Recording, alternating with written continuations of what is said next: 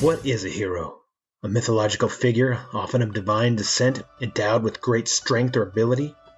An illustrious warrior? No. It's a person admired for achievements and noble qualities, one who shows great courage.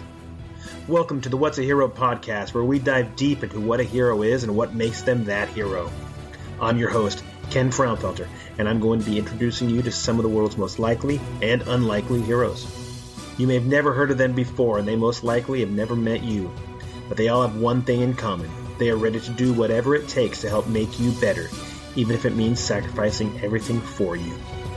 Let's get into it.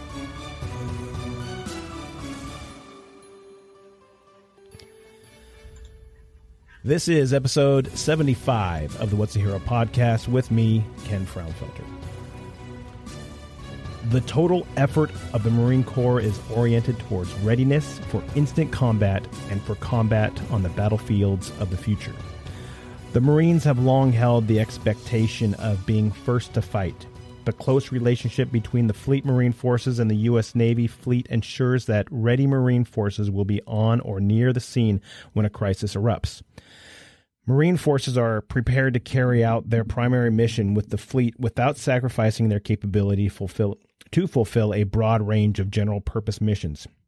Equally important, during peacetime, they serve as essential elements of U.S. deterrence. They protect U.S. influence abroad and provide a credible presence on the foreign scene. They assist diplomatic efforts, provide humanitarian relief, and protect U.S. nationals, embassy personnel, and American interest abroad.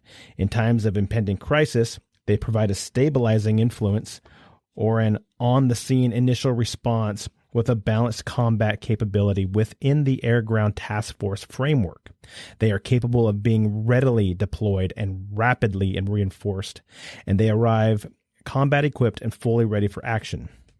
With this range of commitments, the Marines' global perspective remains unchanged. The Marine emphasis on operational readiness, versatility, and the integrated role of the air-ground team brings a vital capability to their task in the national defense. By any standards, Marine training has always been and will remain tough, realistic, and extremely demanding, a level of training which experience has proven is essential to survival in combat. Among the core, unchanging priorities is the team concept. Marines train and fight as a team.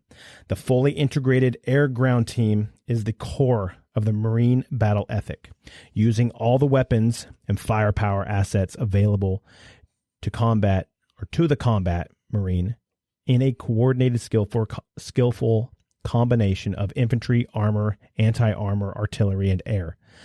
In the amphibious role, still the Marines' primary mission, the team concept is extended fully and solidly in partnership with the Navy. The overall mission of the Marine Corps has been defined by tradition and statute. Its organization and functions are keyed to its constant task as a force in readiness. The historic resolution of 1775 charged the Marines to serve to advantage by sea when required. That Marines have served to advantage by sea and land and air is a matter of history. And that is an excerpt, the summary of the United States Marines from a book I have here in my hands called The Guidebook for Marines. It's a very old book of mine. This book I've had for many, many years and basically lines out what the Marine Corps is. It'll line out what the Marine Corps, everything that goes in a Marine as they go through becoming a Marine, as they are Marines, as they go to battle, the things that they have to look for, the ways they have to look for it. And it is an exemplary book. This is actually the 16th revised edition from July 1990, but I'm sure they have another revised edition that's less than 30 years old, as this one is here. Nevertheless, the mission remains the same. The Marines are ready. The Marines are ready to go at a moment's notice, and they are there for the United States interest in support of what it is the United States need to do, and in coordination with the Navy and any other of America's forces that we have. Now, the reason I'm reading this today is because I have one of those exemplary Marines on the show today. No, it is not me. I am nowhere near the exemplary Marine that this man is, and I am very proud to have him on the show, and I'm honored. So without further ado, I want to introduce you guys to Mr. Cece. Thank you very much for coming on today. My pleasure, Ken. Thank you. Appreciate it. Absolutely. My honor to be here. Looking forward to it. Absolutely. So, I mean, you and I have touched base a little bit. We've talked a little bit, but you just have a following. There's a social media presence you have that you're always a smile. You're always supporting somebody else. You're always putting family first, and you're so proud of your Marine Corps. And that's not something you see with a lot of Marines. They're more of a silent professional, and or they're held back. They're worried about this or that. But you are proud to be that Marine and proud to be that family man that you are. Am I close on that, or am I kind of misreading a little bit? Right on target. And, it's such I remember growing up in the Marine Corps, I didn't wear a lot of Marine T-shirts. I didn't wear the hat and the lanyard. And come to realize once I retired how much I really, truly do love it. It is, not to be a cliche, but it's not a job. It's a way of life. Mm-hmm. And I started early. I enlisted at 17. And it becomes your life, your everything. Then having a family with it, it's part of your family's life as well. So two families combined in one. I did it more. I was a Marine longer than I was not a Marine. So certainly as my life, our family's life, and it motivates the heck out of all of us. That's awesome. That's awesome. Well, let's go back. I mean, you talk about the love you had for the Marine Corps and family in general. Let's go back in time and find out who little Cece was. What was his thing? Did he want to be a Marine? Did he know what he wanted? How did he grow up? How did you grow up? So interestingly, I didn't know the difference between any of the services. Hey, let me back up even farther. I had no idea about any of the armed services or what they did. So little Cece, I was a ball of fire, into all kinds of sports, even dabbled in Boy Scouts here and there, baseball teams. Football was my go-to. I'm the youngest of 5. All my brothers boxed. My dad was a boxer. So growing up, a lot of energy, but just not really focused on one area. Mm-hmm. Come to find out, football was the one for me. So I started that early, continued with that. A lot of support from family. The only really football player in my family. So I knew that was, again, being the youngest, I was the baby. Everyone came to the football games, football practices. I was literally little. So it took me a while to get on the actual playing field. But I stuck with it. Something about the teamwork aspect of football, helping each other out, that really intrigued me to want to stay with it. And I did. That's cool. And how many siblings did you have?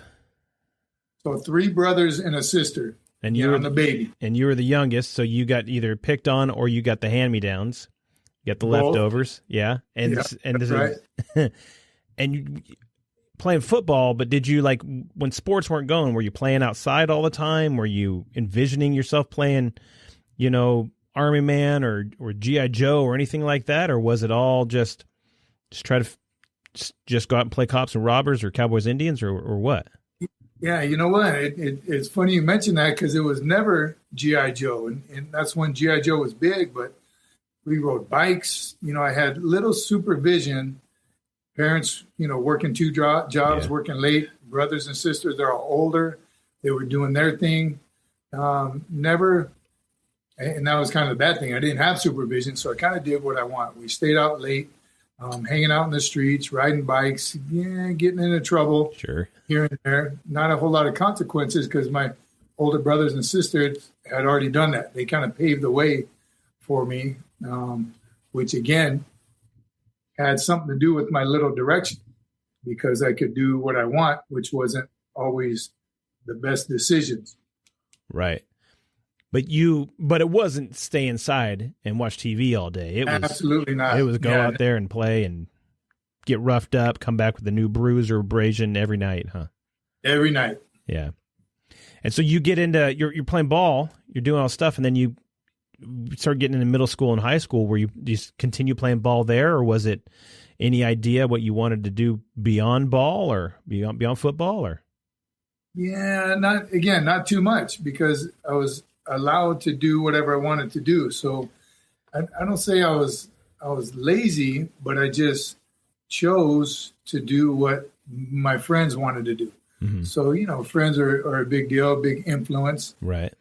Moved around a little bit. Again, we didn't have a lot of money, so we moved area to area. My parents were in the food business. So Italian delis, Italian restaurants, all of us kids always worked with them. Uh-huh. Again, in the youngest, I was cleaning the grill. I was taking out the trash. I knew that I didn't want to do that. And that's primarily because I didn't have I wasn't waiting tables.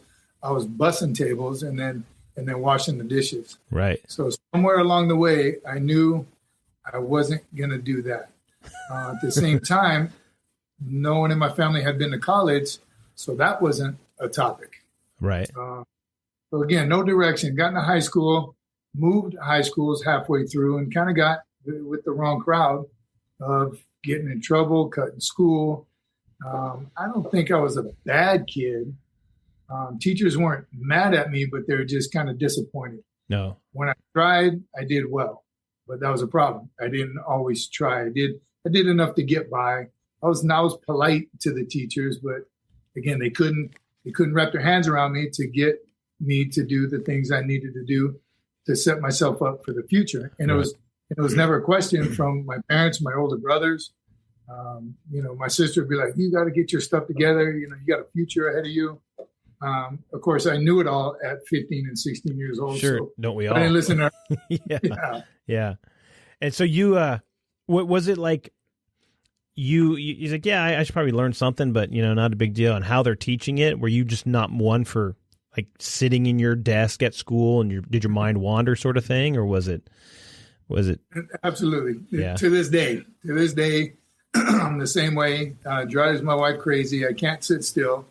I get bored very easily. The best part about the Marine Corps was we moved every 3 years. That's about the time that I'm ready to pick up and move and do something new. Yeah, you got that itch. itch. That's exactly how I was in high school. I couldn't sit still. Yeah. In classes, I don't remember how long they were, but if they were 45 minutes, they were 44 minutes too long. I couldn't stay there. I would cut. My sister would write notes for me, and I passed barely, but it was not for a lack of knowledge. It was just a lack of being able to be in an environment like that I just didn't really want to be in. I like my friends. Right. I like hanging out, but outside of the school. Right. Right. It sounds like you had that, they always talk about learning styles. They have the people that can sit there and listen to somebody do a presentation or something all day, and they learn that way. Or some people learn by doing. Some people learn by just reading themselves or figuring it out themselves. And you sound like one of those guys that learned by doing. And absolutely. Yeah. I got to do, and I got to do it outside. Right. Right. Definitely. I'm with you 100% on that one. So, so what kind of motivated you to join the military or join the Marine Corps so early? You said 17. So there's some point when you got in high school where the question was. So towards the end of my junior year, the Marine recruiter was kind of hanging around. Mm-hmm. And I was 16 at the time. And I didn't pay any attention to him. Again, I wouldn't have been able to tell you if he was a Marine or soldier. That's how far away from the military I was. Uh-huh. I had one uncle in the Army, Vietnam, a couple tours, bad PTSD. So, we just didn't talk about it. Oh, right. I didn't even know the whole story. But my senior year, he started coming around a little more. And the principal, a couple of teachers gave him my name.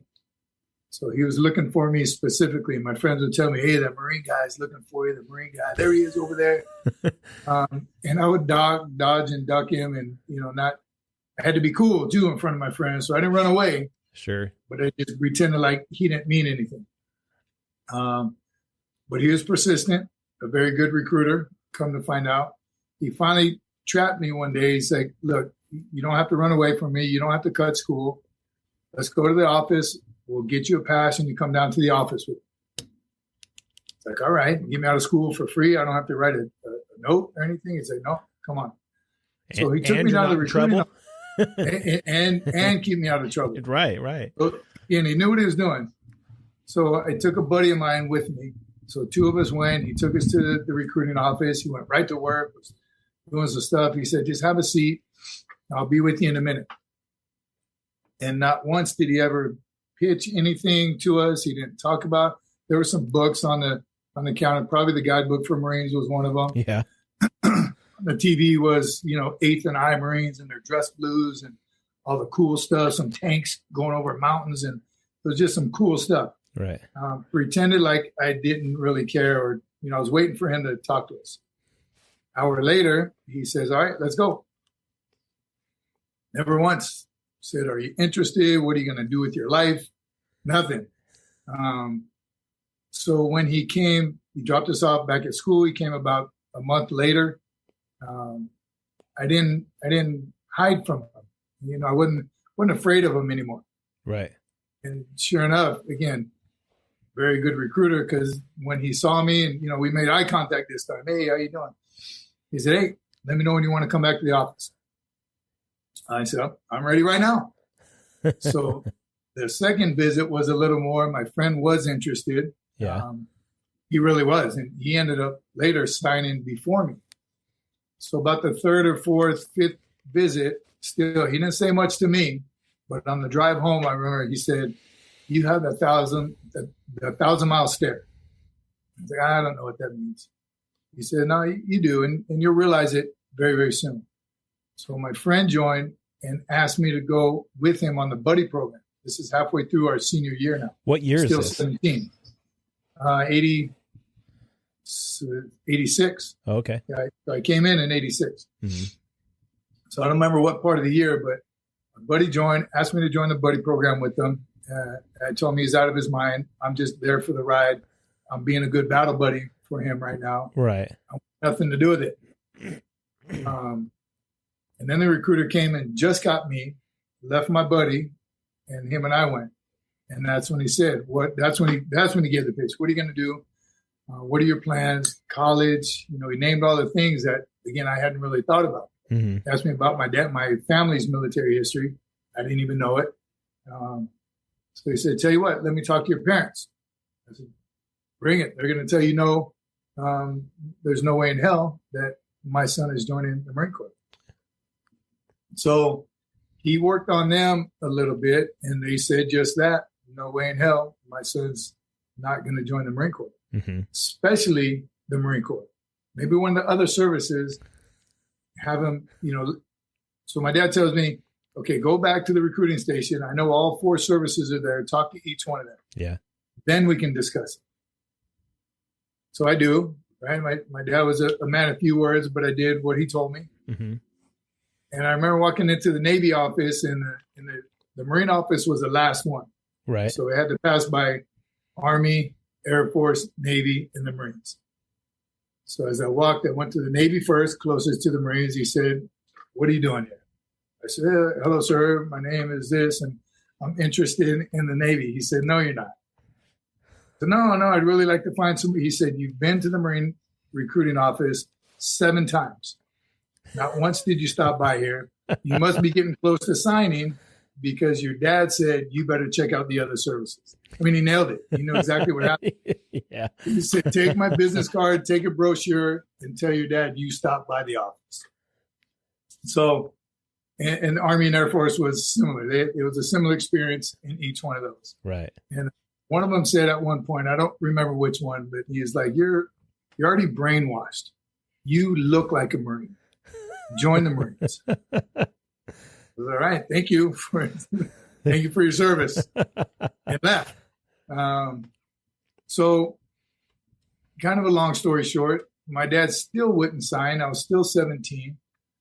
It took the recruiter another 6 months to finally get my dad to come to terms with it. Mm-hmm. Not that he was against the service, but he remembers his brother, the bad experiences he had, right? And didn't want, of course, my mom the same way. They didn't want the baby to have to go through all that, or have a chance to experience the bad part of it. Right. But they finally did. The recruiter got to them. He became a family friend. He'd come to the restaurants. My dad would feed him. He knew it. He knew what he was doing, the recruiter, and he saw something in me that I was lacking. Mm-hmm. And again, it wasn't for love of my family. We had a great family. But he knew that I didn't have any direction. None of my siblings even graduated high school, let alone went to college. So I was like the last chance to do something with my life. And as they say, I found it in the Marine Corps. And it started with that recruiter, that recruiting office, the other recruiters, the poolies that would go in and out. I started going to the poolie functions. Still getting in trouble. So he was worried that after I did sign, I would make it to graduation. Right. Still had to do that. Had to graduate and not get in any trouble, which, again, at that point in my life, I was getting in a lot of trouble. Sure. Were you, I remember going to all the poolie functions, and we used to go do we would PT, and we would go through the physical agility test and stuff like that with the mock one they would have for the poolies. But I also, every time you go in the office, you have to go do pull-ups because there's always a pull-up bar in there. I'm assuming the same thing was then. I went in not too long. I guess maybe, 8 years after you did, something like that. But I can't imagine much changed in that time because I've been into a couple of those offices now and nothing's different than the way it was, other than computers, But were you at that point where you were so sure that this was the thing to do that you were confident and comfortable in your decision, or were you kind of, trepidatious towards the whole thing?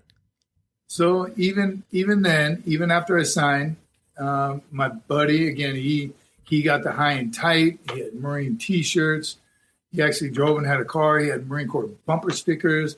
I still had no idea what Marines did every day because I was still living my high school years. I was still kind of partying and doing what I wanted to do, because when I did go to the poolie functions, all that stuff came easy. I was already in shape from football. I was still playing football at the time. Right. So pull-ups were easy. The physical fitness part, I didn't sweat it at all.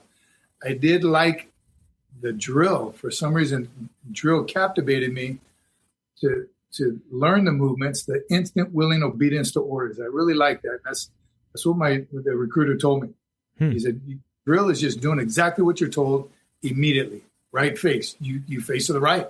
There's no if, ands, or buts. So it was that there's no question. There's no room to veer any other way. You're following orders. I like that. Do you think that it was because you didn't have a lot of, you had structure, but you didn't have solid structure. You didn't have that guidance, that stay in your lane sort of being raised that way, where, because you said you had all this freedom to go do whatever you wanted to do. Do you think that it was like something you were missing, you were lacking? You're like, oh, I finally have it. And so now that somebody's able to guide me, I know to do what I need to do. Do you think it was that sort of thing? 100%. And that's exactly what it was. Again, I had no rules. And at the time, I enjoyed it and thought it was great. I could come home at midnight or 02, and no consequences. So no direction. So I was, again, veering the completely wrong way of any kind of stability or focus or responsibility. So that is definitely what I was missing. I did whatever I wanted, right, and got up with it. And I was a nice kid. So I no consequences to my actions. So I definitely needed it. And once I saw that, again, at the poolie functions, watching the films the recruiter had, that was definitely something I was missing that I would have never guessed prior to meeting this recruiter. Yeah. And obviously, I mean, you like playing football, you enjoy playing football, but you weren't getting a scholarship, or you weren't going to college on football, were you? I had no idea even how any of that worked. I never took the SATs. Again, it just wasn't in my future. Yeah. What did you sign up for a job? What was your job that you signed up for in the Marines? 03 infantry. All right. Ooh. So you get into that, so your intent was just to go be infantry all the way. And yeah. And what day? Do you remember what day you went in? August 3rd, or no, that's when I graduated. So I graduated August 3rd, 86. So October, or it was 3 months. So we're looking at May. May. So yeah, right after graduation of high school. Yeah. Took our senior trip. All the guys, we took a senior trip to Hawaii, kind of our last little hoorah, and then got back from that and shipped out a couple of days later. And did you go to San Diego or Camp Lejeune? San Diego. Yeah, San Diego, because I was from California. I grew up in Northern California. Oh, okay. So you go to, and you go down there, you're down at San Diego, and now you're getting off the bus and getting on those yellow footprints. Yeah. So about 30 minutes in, and and all the Marines listening know, about 30 minutes in, I was like, holy crap, I made a mistake. What'd I do? Yeah. What did I do? How did I piss off everybody down here? Why are they so mad at me? It was terrible. I did. I looked at my buddy as we were getting our heads shaved. In fact, I was the first one to get my head shaved. Then I had to sweep up everyone's hair. Because every kid sat down and got their head shaved with that same look in their face, like we all made a mistake. Yeah, their eyes are huge. Yeah. And it was horrible. So I did. I truly thought I made a mistake. I'm never going to survive this. It's been 2 hours and I want to go home. Yeah. Really what I was thinking. It was like, I got to do this for 4 years is all I could think of. I thought boot camp was the Marine Corps. Right. So I really, truly thought I made a mistake. And I was trying to find ways out. What could I do? How can I just change my mind, do over? Mm-hmm. I want to go back to my life of doing what I wanted to do.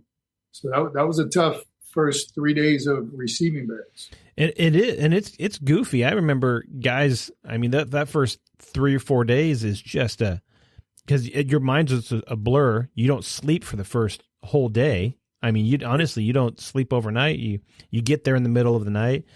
It turns into day, and you're still doing stuff, and then you don't get to sleep for another 24 hours or so, and then I remember, and this is the part that I remember specifically, is you don't poop for a week, maybe. Yeah. And everybody's asking questions. They scared it out of you. Yeah. You're scared to death, right? So that's the one thing I specifically remember, because everybody's so, and the other thing that I was worried about was getting labeled either a diet recruit, because I'm a little stockier, a little heavier guy, but I just worried that I'm not going to eat.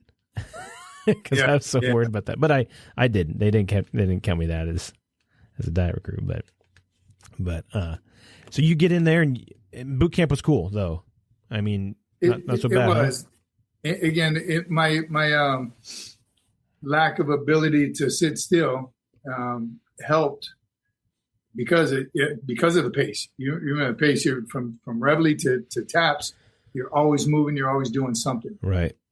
And I got tired of being yelled at. I had never been yelled at like that in my life by anybody. My dad was soft spoken. I knew when I pissed him off, but I'd never been yelled at. And I got so sick of it so quickly. I started getting on other people, the other recruits, like, hey, cut the crap. You got to hurry up. You make it right. Do these things so we stop getting yelled at. And the drill instructors noticed that, and they kind of, hey, come here, you. Now you're in charge. And next thing I know, I'm the guy in charge. But they listened to me. You know what I mean? I still didn't know what Marines did, or, I was still wasn't sure what I was doing there. Uh-huh. But just like confidence and bearing, I said, you are going to shut your mouth and you're going to follow whatever the DI says we're going to do. And they started listening. The edge I had was, again, physical fitness. So getting thrashed didn't bother me. Right. And I knew the drill from the pool lead functions that I went to, and I liked drill. And I think those are two biggest hurdles. If you can PT and you can drill. And you can march right, you're good, yeah. That's it. Less negative attention on you. Yeah. So it was, I don't want to say it was easy. Of course, I hated every single morning and, we wore out. But just the chance and the opportunity to lead and kind of help other people and a little sadistic. I like seeing other people's pain.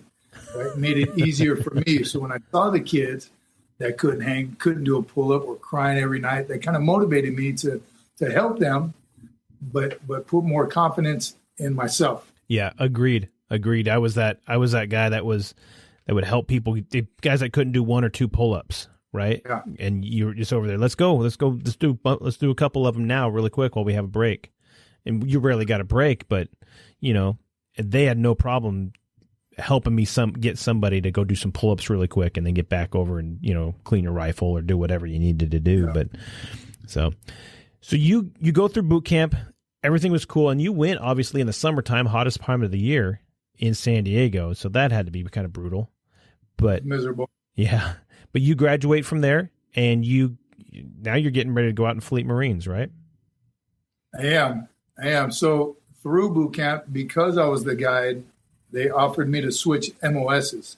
And again, I didn't know one from the other. Feel very, very lacking. I wish I would have studied more before I went. But they had a drill instructor come talk to me. You're the guide. You're motivated. You're a grunt. You don't want to do that. You want to be an engineer. You want to mess with C4 and dynamite and blow things up. And I was like, yes, sir. Yes, sir. Just telling him what he wanted to hear. Right. So I actually switched. I was a combat engineer. So I didn't go to that was before they didn't have MCT back then.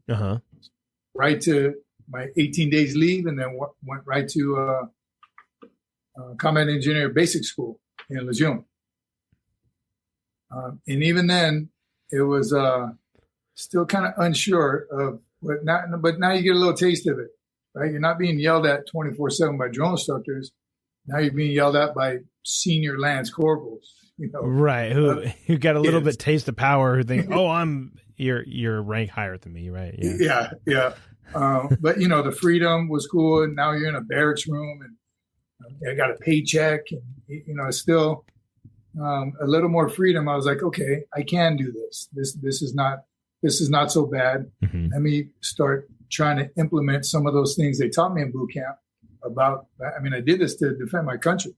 Right. That was it. So let me start doing those things and getting that motivation. Still, college and school and all that stuff wasn't on my mind. Now I just wanted to be the best Marine I could possibly be. That's cool. And so you were in Lejeune. Obviously, now you're in the fall. You're in Camp Lejeune. And you're going through it. You're getting it figured out, and you start going through your basic school to be an engineer and everything that takes. How long is that school? 3 months. But, of course, I got there. Whenever I got there, the school didn't start for 3 months. So I was on working party. Right. Cleaning heads here and there for a couple months. Yeah. Liberty. Start hitting the gym a little bit. We had an old makeshift. Kind of getting, again, the feel of a little bit of independence, but now structure. I had to be up at a certain time. I had formations. I had to chow at a certain time. So that, again, I was digging that. I liked that structure of knowing what to do. That's cool. At all times. There was never a doubt where I had to be, when I had to be there, and when I could go home. So that, again, that helped. I really liked, I thrived on that structure.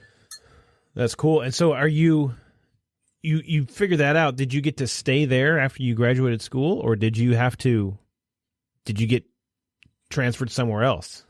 Yeah. So, I think like all Marines, and what I've learned over the years is everyone wants to get stationed near home. Right. So I requested California. I didn't know, again, much about where all the duty stations were, but my first duty station was Okinawa, Japan. 1 year unaccompanied tour. Was probably the best thing for me. That turned out to be a great eye-opener. Different country, different environment. Mm-hmm. Again, now I'm far away from home. So I am really on my own now. Still, a little homesick, but so excited about the adventure ahead of me. I kind of thrived over there. I did first couple of months. I did what all young kids can do: drink and stay up late. Right. Because you can. Yeah. Right. The drinking age was still 18 over there at the time. Mm-hmm. So spent every dime of every paycheck on beer machines in the barracks, 50 cents. You know what I mean? So really, somebody got a hold of me. One of my staff NCOs said, "Look, stop wasting your money. Hit the gym. You already got a bill. You're a football player." Quickly turned me on to making myself better. So you truly want to be better? Get in the gym, PT when you can. Stop drinking, stop staying out late, all that stuff. Yeah. Again, another great staff NCO that really turned me around and said, if this is what you're going to do it to the best of your ability. Bloom where you planted. That's the first time I heard that statement. He said, yes, you're in the construction shop.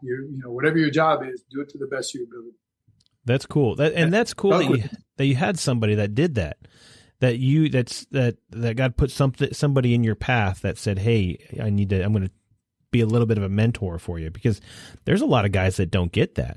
There's a lot of people out there, and the fact that he saw that, as opposed to you going to him and saying, "Hey, how do I do this?" He saw that you needed that structure or something, which is cool because that's a rarity. No, it is, and it kind of helped shape my career after that. You know what I mean? I didn't forget those experiences, those contacts, and they helped me, in the counseling and, up the chain of command, what I expect of my staff NCOs to the young Marines. Mm-hmm. And kind of tell a couple of those stories. Like, look, I could have done 4 and out. I could have came in a private and left a private had I continued the route I was already on. Right. As you're going through that and doing that, and you start finding, is this about the time you start finding yourself? I mean, because there's a point in everybody's career or everybody's life where they start, and it's probably within the first 3 years after you're in your early 20s, where you start determining, hey, this is the person I am or the one that I want to be. What was the big thing that started, I guess, molding you to be the person that you are? So 100% and without a doubt, it was when I met my wife. Mm-hmm. I did a year in Okinawa, and had fun, got back. I was stationed in Camp Pendleton, about 8 hours from home, but close enough to go home on the weekends every now and then. And that was a mistake, again, because I got around my old friends again, started partying again a little bit, starting to kind of lose my way. Now I'm in Camp Pendleton where I don't even know, it's a much bigger base. Yeah. That's when the E-clubs were actually E-clubs and everybody went. It was before social media. And, we open squad bay, still lived in an open squad bay as a young Marine. So I got right back into almost that mode of just partying, living paycheck to paycheck. Again, until I met my future wife, she's like, "Hey, settle down. If we're going to do this, it's time for you to grow up. You're not a teenager anymore. You're not hanging out with your boys and going to house parties and drinking and getting in fights. That stuff's got to stop." She didn't say it like that, but I felt it. Right. So we did. Shortly after we met, it was perfect. We hit it off well. We got married. I was 20, Lance Corporal, on mess duty. So it was a little difficult. She lived in downtown San Diego. I was at Camp Pendleton, kind of a far drive, but we made it work. Right. Many hours standing at the phone booth line waiting with change in my pocket, ready to give her a call. I remember that. Pick me up. Yeah. You right after like Friday afternoon, as soon as you get cut loose for Libo, you get there's a line at the phone booth. That's right. And usually there's guys either plunking quarters in there or you're calling collect. That's it. A couple collect calls. Will you accept? Praying that she would accept that collect call. Right. And then, because it's a good hour drive from San Diego to Pendleton, give or take. And so, here, can you come pick me up and we'll spend the weekend together? Yeah, I can imagine. That's pretty funny. Are you, and so you're looking at you guys getting more serious as you're doing it. But did you stop the drinking? Did you do all that, or did it kind of still take a little bit to work that out? It still took a little bit because she was young too. She was actually 21, so now she can buy us all beer. Sure, so sure. It worked out well. But again, we were young, so we partied as well. We had some good friends I made at the new unit. A lot of them were married as well. A small handful of us all got married. Now we're living out in town. We have an apartment. Again, still kind of enjoying the freedom and a little bit of adulthood. Right. Now make those big boy and big girl decisions. Not always the best, but we did kind of party it up a little bit. And that lasted like through our whole enlistment. We had our first baby by then, shortly after that. So that kind of grounded us a little more. Yeah, I can imagine. Yeah. And then next thing I know, my enlistment's up. It goes by quick, as you know. Next thing you know, and boot camp seems like it's years long.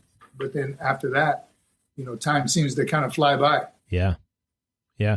And so you said you get to the end of that enlistment and you had just gone to school and you just worked in that job of being an engineer, right? But you didn't get deployed or anything other than obviously going to Okinawa, but that's not really a deployment. You didn't get deployed or anything like that because nothing was really going on back in the late 80s.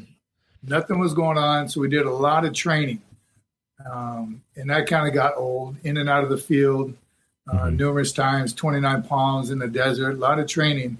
What I did find, again, is the love of football came back. So our unit had a team. Come to find out there's an all-Marine team that you can make. So I really got back in shape, started playing football. Made the team, the all-Marine team was coming up, made that. It was pretty good. So coincidentally, my EAS was around the same time as the big Battle of the Bays, something big all-Marine football team. This team was gonna play some local colleges and then go to the East Coast, play the all-Marine team, go to Okinawa, play the all-Marine team. So I was in the mix. Oh, that's cool. It was very cool. It was very cool. Practice twice a day. Still had to, be in uniform, go to formations, but football was number one back then. The battalion commanders and sergeant majors that's what it was all about. You make the base look good. You make your unit look good. It. Yeah. That's exactly it. So a little leeway on chow hall, and I got a little bit bigger. Yeah. But again, strangely enough, that game, that big game that was, the highlight of my career was after my EAS. It was like, what do I do? Do I get out? Or do I re-enlist just to play football? Right. My wife would tell you how crazy I was to think I would re-enlist just to play football. Everything happens for a reason. Yeah. God definitely was watching over us at the time. I wasn't ready to get out with a wife and a child. I had nothing lined up, no degree, barely graduated high school. So we didn't know what we were going to do. We tried to re-enlist. However, my MOS was closed. So they said, sorry, buddy, you got to change your MOS. You can go be a truck driver, supply, cook. A couple of jobs I did not want to do. I tried to get back in the infantry. Sure. I could not. That's weird. You couldn't get back in the infantry. Usually that's... They had like 2 spots available. If not, I said, well, what do I do? They're like, well, I'm sorry, you're going to have to find a job, get out. So I did. I started looking for jobs outside the Marine Corps. I did construction kind of growing up with my brother, so I knew a little bit about that. Even when the monitors and the recruiters came to Camp Pendleton, I went right to the office. I'm like, look, all I want to do is be a Marine. Right. Like, sorry, can't help you unless you want to change MOSs, change jobs. But coincidentally, August 3rd was the same time Iraq was invaded.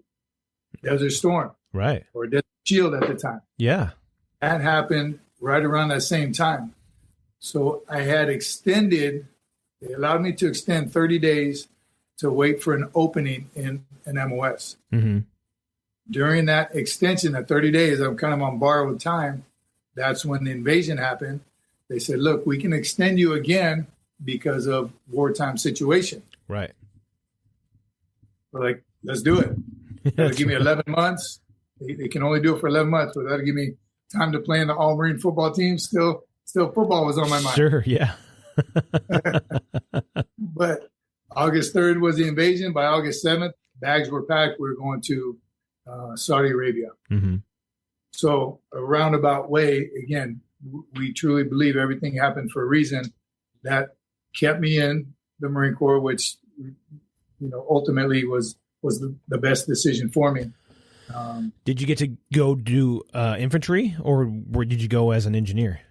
So I went as an engineer. So Okay. I couldn't switch MOSs, but they just extended my current contract. Oh, okay. Uh-huh. So I was still an engineer, deployed with the engineer battalion to Desert Storm. We got there. We were one of the first ones to get there. So there was nothing. Engineers build bunkers and fill sandbags. And so we were prepping. The battlefield turned out to be, we prepped it for like 10 months, before anything happened. Uh-huh. And that was a challenge. That was a challenge again before technology. So my first phone call home was on a Green Gear sat phone, that you had to say over every time you're done talking. And, my wife answered and we were talking over each other, could barely hear it. Just hearing her voice, was enough to in place. Yeah. Mail. We relied on snail mail, which, took about a month. Yeah, but those letters are great though, man. Those letters are super cool. I mean, you smell perfume and it's like, and they don't even spray it on there, but that's what you're smelling or whatever the case is, Yeah. Awesome. Yeah. And I still have them all. Kept every one of them. That's cool. That's very cool. So you're there, you're over in Saudi Arabia, packing sandbags, setting it up. How long were you there? Just about 10 months, about 9.5 months. Very, very, I don't want to say nerve-wracking, but again, we had no idea. I personally didn't have any idea of war and combat and, combat patrols and what it meant. Being an engineer, you remember Saudi Arabia was littered and Iraq was littered with mines. Yeah. Anti-personnel, anti-tank. They had a 30-mile, 100-mile strip of just mines. Right. Being an engineer, that's the other side of being an engineer is minefields. So we spent months and months probing for mines, creating lanes, blowing mines up in place. Anytime we got near. So over the course of those 9 months, we were just moving closer and closer to the border. And as we did, that's when we started receiving fire, mortar fire, sporadic enemy fire. They attached us to a tank battalion, and we just again got as close as we could before we got to the minefields, and we had to blow lanes for the infantry to go through. So those were some hairy situations. And that was the Iraqi army? That was the Iraqi army. Okay. They were just on the other side. The minefield wasn't more than 50 meters deep. Right. So we could see them. We could see the bunkers exchanging fire back and forth. That is, a test that you just don't know the answer to. What are you going to do when you're shot at? I trained for 4 years for that day, and I think I'm a tough dude. Very, very confident, but I still did. In the back of my mind, I didn't know how I would react the first time somebody was trying to shoot at me. It turned out I wasn't scared. I remember my dad telling me before I left. He said, "You can be nervous, and you can even be a little scared, but just never be afraid." And at the time, I didn't know the difference. You know what I mean? Sure. What's the difference between scared and afraid? But I felt it that day. First time our Humvee got hit with some small arms fire. And I wasn't afraid. I was more angry, to be honest with you. I wanted to get that guy who was trying to take me out, take me away from my family. Right. I turned that into, all right, I got to be more vigilant. I got to be more careful. But I also have to be a hell of a lot more aggressive. There you go. I have to take him out before he takes me or my guys out. Mm-hmm. And were you able to, well, I mean, there's stories of the Iraqi army meeting Marines or whatever and acting tough, throwing that first shot, and then once they get a little pushback, they give up or they get scared or whatever the case was. I'm assuming they weren't major battles because those guys, from what I understand, were cowards to the core. 100%. So once those small skirmishes and the small amount of mortar fire that we did receive lasted a few minutes. Mm-hmm. Once they saw our firepower and the Cobras in the sky, just lighting up bunkers and clearing out the area, that is when they came out of their fighting holes in their bunkers. Some of them butt naked, but some had their burqas on, but no weapons, hands up, just like you see, they're showing on hand. Mm-hmm. So we'd clear a lane in the minefield, not even proof it yet. It wasn't even for sure secure. They would start pouring through, hands up, surrendering. So that became an issue, is gathering all those up. That became the big issue. What was, again, now we had hundreds and hundreds, and I don't even know, thousands that we had to secure them. We had to watch them. There's always a rogue one here and there, which would try and go after somebody. But right. Once they saw, they thought they had a weak spot. Oh, we're going to go after that weak spot. And then all of a sudden, that weak spot turned out to be not so much. And you were able to. Not so weak. So weak. Right. Because my understanding is during that war, the majority of them were cowards. And they actually, since we didn't have the internet like we do now, they didn't know much about the Marine Corps. And so when they would, or anything, but they thought that, my understanding, and this may be a myth, but that they thought that if it was a Marine, to be a Marine, you had to have killed somebody in order to be a Marine or something along those lines. Yeah, no, we heard the same thing. We did. And again, such a different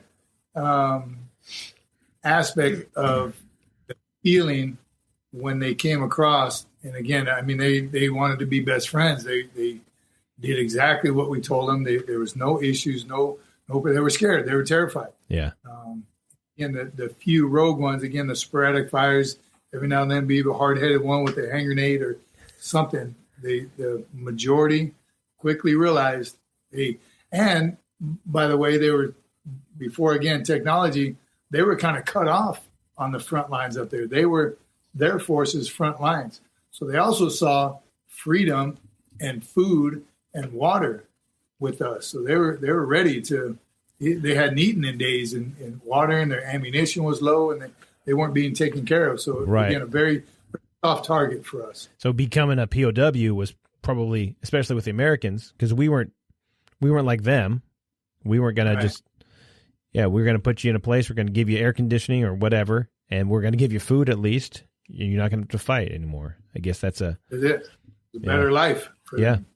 And everything was so regimented as far as the dictatorship that they lived under. They had no idea what freedom really was whatsoever, right? Yeah. So you get through that, and you get into that part where you're there in Iraq. How long were you there? How long did that last? So the total deployment was just about 10 months. Okay. So the 90 or what they call 100-hour war. Yeah. So once we got to a position, now we're in Iraq, we're spread out, we're kind of controlling the area, and the 90 hours of bombing was all it took. And I tell you, it happened so quickly. It was when all the oil fields were burning. We couldn't see anything. Oil was everywhere. Every place we went into was destroyed. Like you'd see in a movie, just there was, bodies and vehicles and buildings completely destroyed. And I remember I can sleep and stuff. And again, my wife will attest to that. I can sleep during combat. I remember waking up to the sergeant major was walking around kicking everybody that was awake or that was sleeping and said, "Hey, we're done. It's over. Pack it up." And by then we had been so far forward, we didn't even have vehicles. Our packs were kind of light. We were just traveling on foot.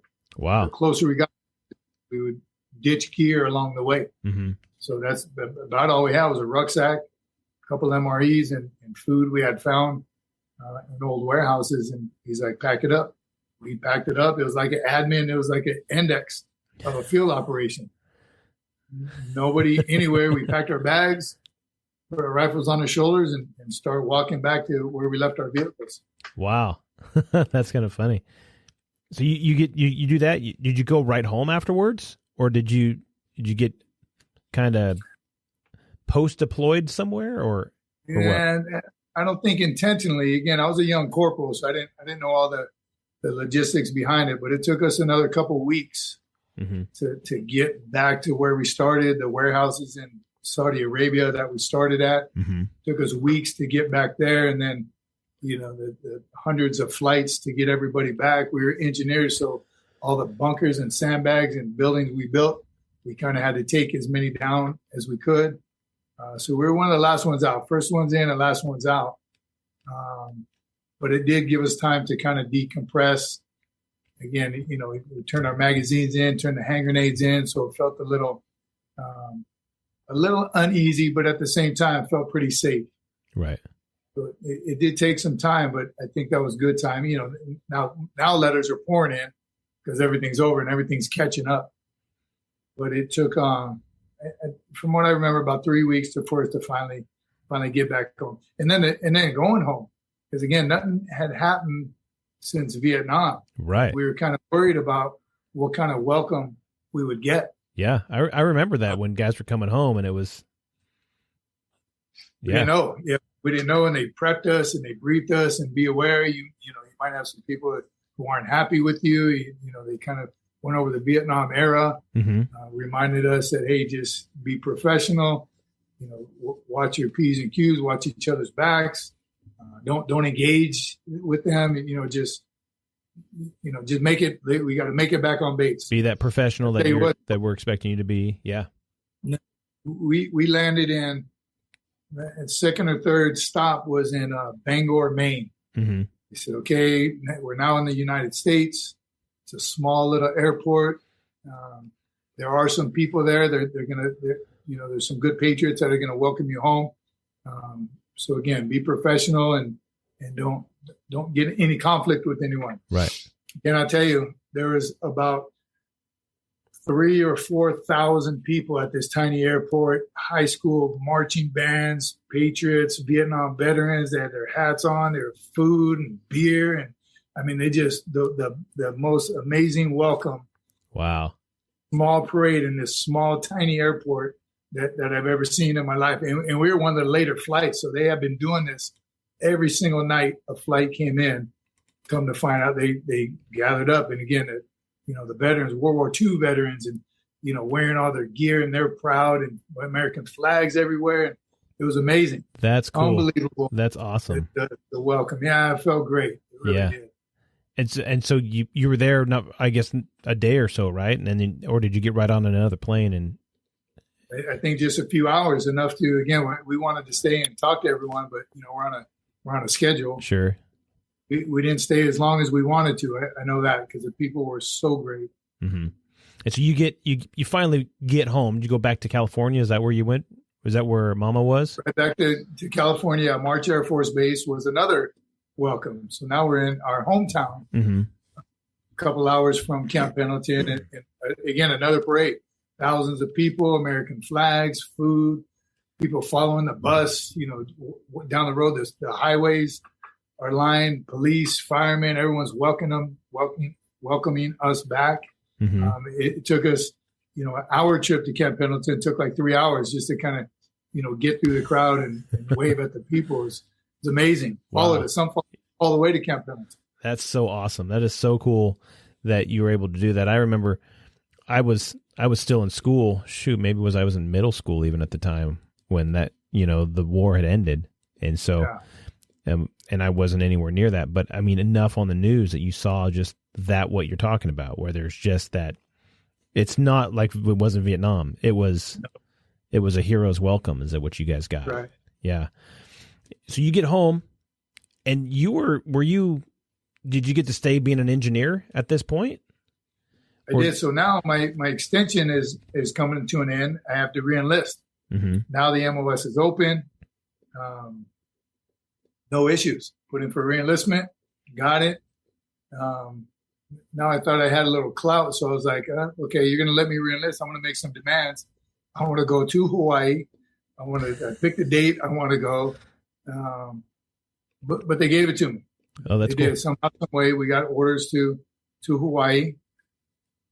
Shortly after, a couple months after, maybe a year or so, we ended up reenlisting, making it to Hawaii, had our second child in Hawaii, and loved it. Hawaii was great, pretty busy as an engineer, small engineer detachment supporting the whole Pacific. So we were one company, very, very busy. Shortly after we got there, about a year and a half or so, Somalia broke out. Oh. That was another, I joined to defend our country. Right. So the option kind of came to, we need engineers to support the infantry. They were trying to get together a platoon of engineers. And I was a sergeant by then, not the senior sergeant, but the first sergeant asked me, hey, do you want to take a detachment to Somalia? I said, of course. I'm a Marine. That's what I do. Right. He said, first you got to call your wife and ask her if it's okay. That's right. So I did. And of course, he said, you must be out of your mind. I said, well, the first sergeant's making me go. I have no choice. So why are you asking me then? Yeah, exactly. Right. So myself and another sergeant took a platoon of engineers and some utilities, kind of a mixed group of Marines from Hawaii, and sent us over there to be attached to somebody. The mission wasn't real clear. Mm-hmm. We spent about a week or so in Camp Pendleton, getting our desert camis before, desert camis. So we had to be outfitted again with old Desert Storm stuff, right? Boots and uniforms, and sent us off. We arrived in Mogadishu in Somalia, and no one knows who we are, what we're doing. We became the Hawaii Marines. Uh-huh. What do you do with these Hawaii Marines? Got a bunch of pineapples just showed up. What are we going to do with them? So instantly we turned into security patrols. They gave us a couple broken down Humvees, and we just started supporting anyone leaving Mogadishu airport. Anyone, any other country. The Italians went out, we would lead them. Mm-hmm. The Australian Army went out. We became the Uber drivers, if you will, and the leaders, scout leaders of any patrol going out. We take them out and come right back. And of course, building bunkers, sure, filling sandbags, all the stuff that engineers do. But that quickly turned. That was nothing that we had ever experienced before in 10 months in Desert Storm. Really? This was rogue. When I say there's a couple rogue Iraqis or Afghanis Iraqis in Desert Storm, every single Somali you didn't know who was who. They all dress the same. They all look the same. Some will be your friends, and then 10 meters down the road, they're shooting at you. Kids are throwing rocks at you. They have the slingshots. They're fighting with each other. It was chaos. Right. It was dog eat dog, wasn't it? That's it. That's it. And, our goal or our mission at the time was to feed, to bring food in and feed the civilians that the Somalis, were stealing from. Mm-hmm. Mm-hmm. Streets, buildings burning. It was just chaos everywhere you went. You had no idea who was who. Dead bodies on the side of the road. We didn't know if we, investigate that, look into it. Right. We got attacked 100%. Every time we left the wire, and all the way out, firefight. Huh? That's it. Now that's the same. That's the same place, same everything as Black Hawk Down. That's it. Correct. We were right there. Yeah, that's right. Did you work with any of those guys? Did you have any connection with those guys, or just you heard about it happening on the other side of town, or what? Yeah. So it was on the other side of town. We were out on a patrol when it did happen. So, of course, they, try to put the whole city on lockdown. Sure. So where we were, we secured our area. And at the time I think we were escorting the Italians out, a couple of tanks, and we stayed. We had no idea what was going on at the time. We didn't know, where the action was. We saw, our helicopters were flying. They were going in one direction. You know what I mean? You could tell something big was happening. Saw some smoke in the distance, but we just we held tight for about 8 to 10 hours till we were out of food, out of water, and then we start retrograding back. But that was right there. Man, yeah, because you're talking about the people there, the citizens of that area. They were so oppressed by the warlords and everything else. They didn't know who to. Like you said, they were starving. They were dog eat dog. They were fighting each other, and if you're trying to do humanitarian aid and help these people out, they don't even know whether they can trust you because they've never been able to trust anybody in their life. Yeah. It was hard to give them stuff. You're exactly right. They didn't know, if I take this case of water from these guys, what's going to happen to me? So they were afraid to have stuff. Right, because the other folks or the other warlords or whatever, they're going to say, "Oh, where'd you get this? Did you give secrets or whatever? Did you sell this to the Americans so you can get this?" Yeah. And so now they're worried about their families. They're worried about, but they just wanted to give water or food or whatever to their families, and it's it's horrible. Yeah, it was horrible to see, painful to watch. You see someone taken out on the side of the road because of an argument. They don't settle arguments with a fist fight like people do. They'll blow your head off. Right. And life is cheap there, right? Yeah. Life was just cheap to them. God, it is sad. That is such a, you try to, and we have all these people that say, America, they try to control the world, or we think we're all better. We don't think we're better, but we're willing to try to help somebody. And yeah, maybe we don't have the best way of life. I mean, comparatively we do to the rest of the world, but it may not be the best ever, but it is sure as heck the best one you're going to find. You're not going to find a better system than being nice to somebody, working things out, try to talk it out, and if you can't figure it out, take it before somebody who's willing to help work it out for you, a judge, or sue somebody, or just. No, we definitely we have our flaws as well, but we are civil. Yeah. To a certain degree, yeah. Agreed. So you're there, Mogadishu, Somalia, doing all that. How long were you there? That was about 3.5 months. Okay. That was a lot shorter, a lot faster, a lot more action. Those 3.5 months were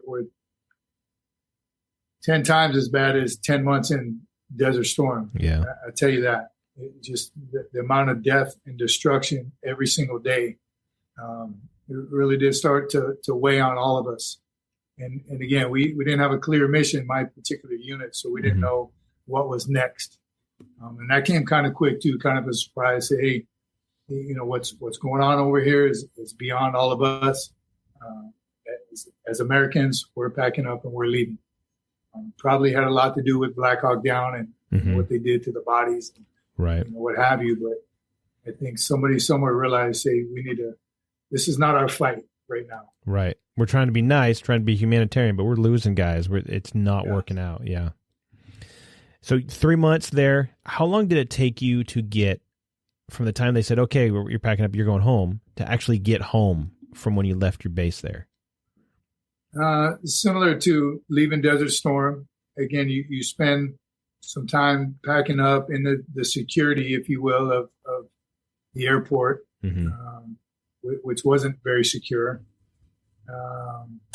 And then some time to kind of decompress. You move to, I don't remember which stand we went to, Kyrgyzstan or somewhere. Same thing, kind of, turn in your magazines and your hand grenades, and you kind of decompress, get ready to go back.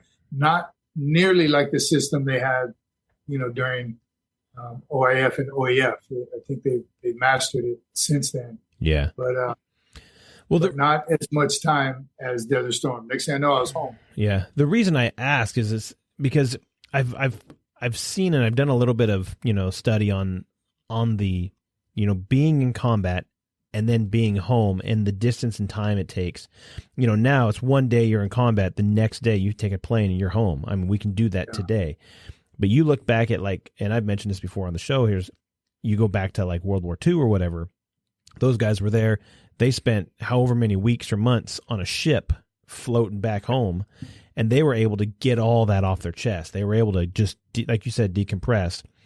And so we have a lot fewer PTSD issues or PTSI issues back then from that, because guys were able to get it off their chest and tell the stories and do that, as opposed to now there's such a big thing because guys see the horrible stuff, and then all of a sudden they're back home and they're supposed to acclimate to being home and going to the mall and driving in traffic and getting along with people when they just were being shot at the day before.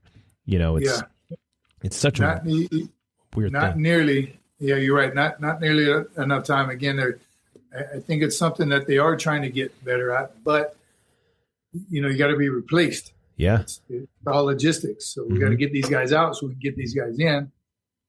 Let's get them some classes. Let's talk to them about it. But it's not the hardest thing. I remember every single deployment I've been on was that day you turn in your rifle for the last time, and that feeling of not having your rifle with you, even on the car ride home. You're looking before you get in the car. As soon as you get home, you're in your own home now, looking for your rifle. Your flak vest. You don't have it on. Your helmet. Those are the feelings that you get after wearing that stuff for survival.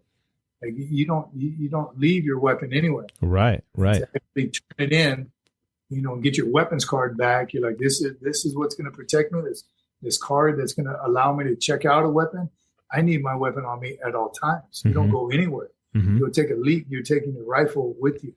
Right. So that was certainly one of the. I mean, it messes with your mind. It really does. Now I don't. You pop up in the middle of the night. What's the count? Are all the Marines here? Is anyone out? Who's on post? Where is my rifle? So right. It's tough. Right. Really, it takes time. Yeah. I think about, for the listeners that have a hard time kind of wrapping their head around that is like in Full Metal Jacket when they were all talking about, this is my rifle, this is my gun, this is for fighting, this is for fun. You and then you name your rifle and you give it a girl's name, or at least the guys do. And you get, because that's now you're married to that. When you don't have it anymore, you feel naked. It's probably like a teenager without a cell phone. You take that thing away. What am I supposed to do? Yeah. And that's how it goes. But, so you get home from that deployment. Did you go right home, or was it back to Hawaii that you went to? So back to Hawaii.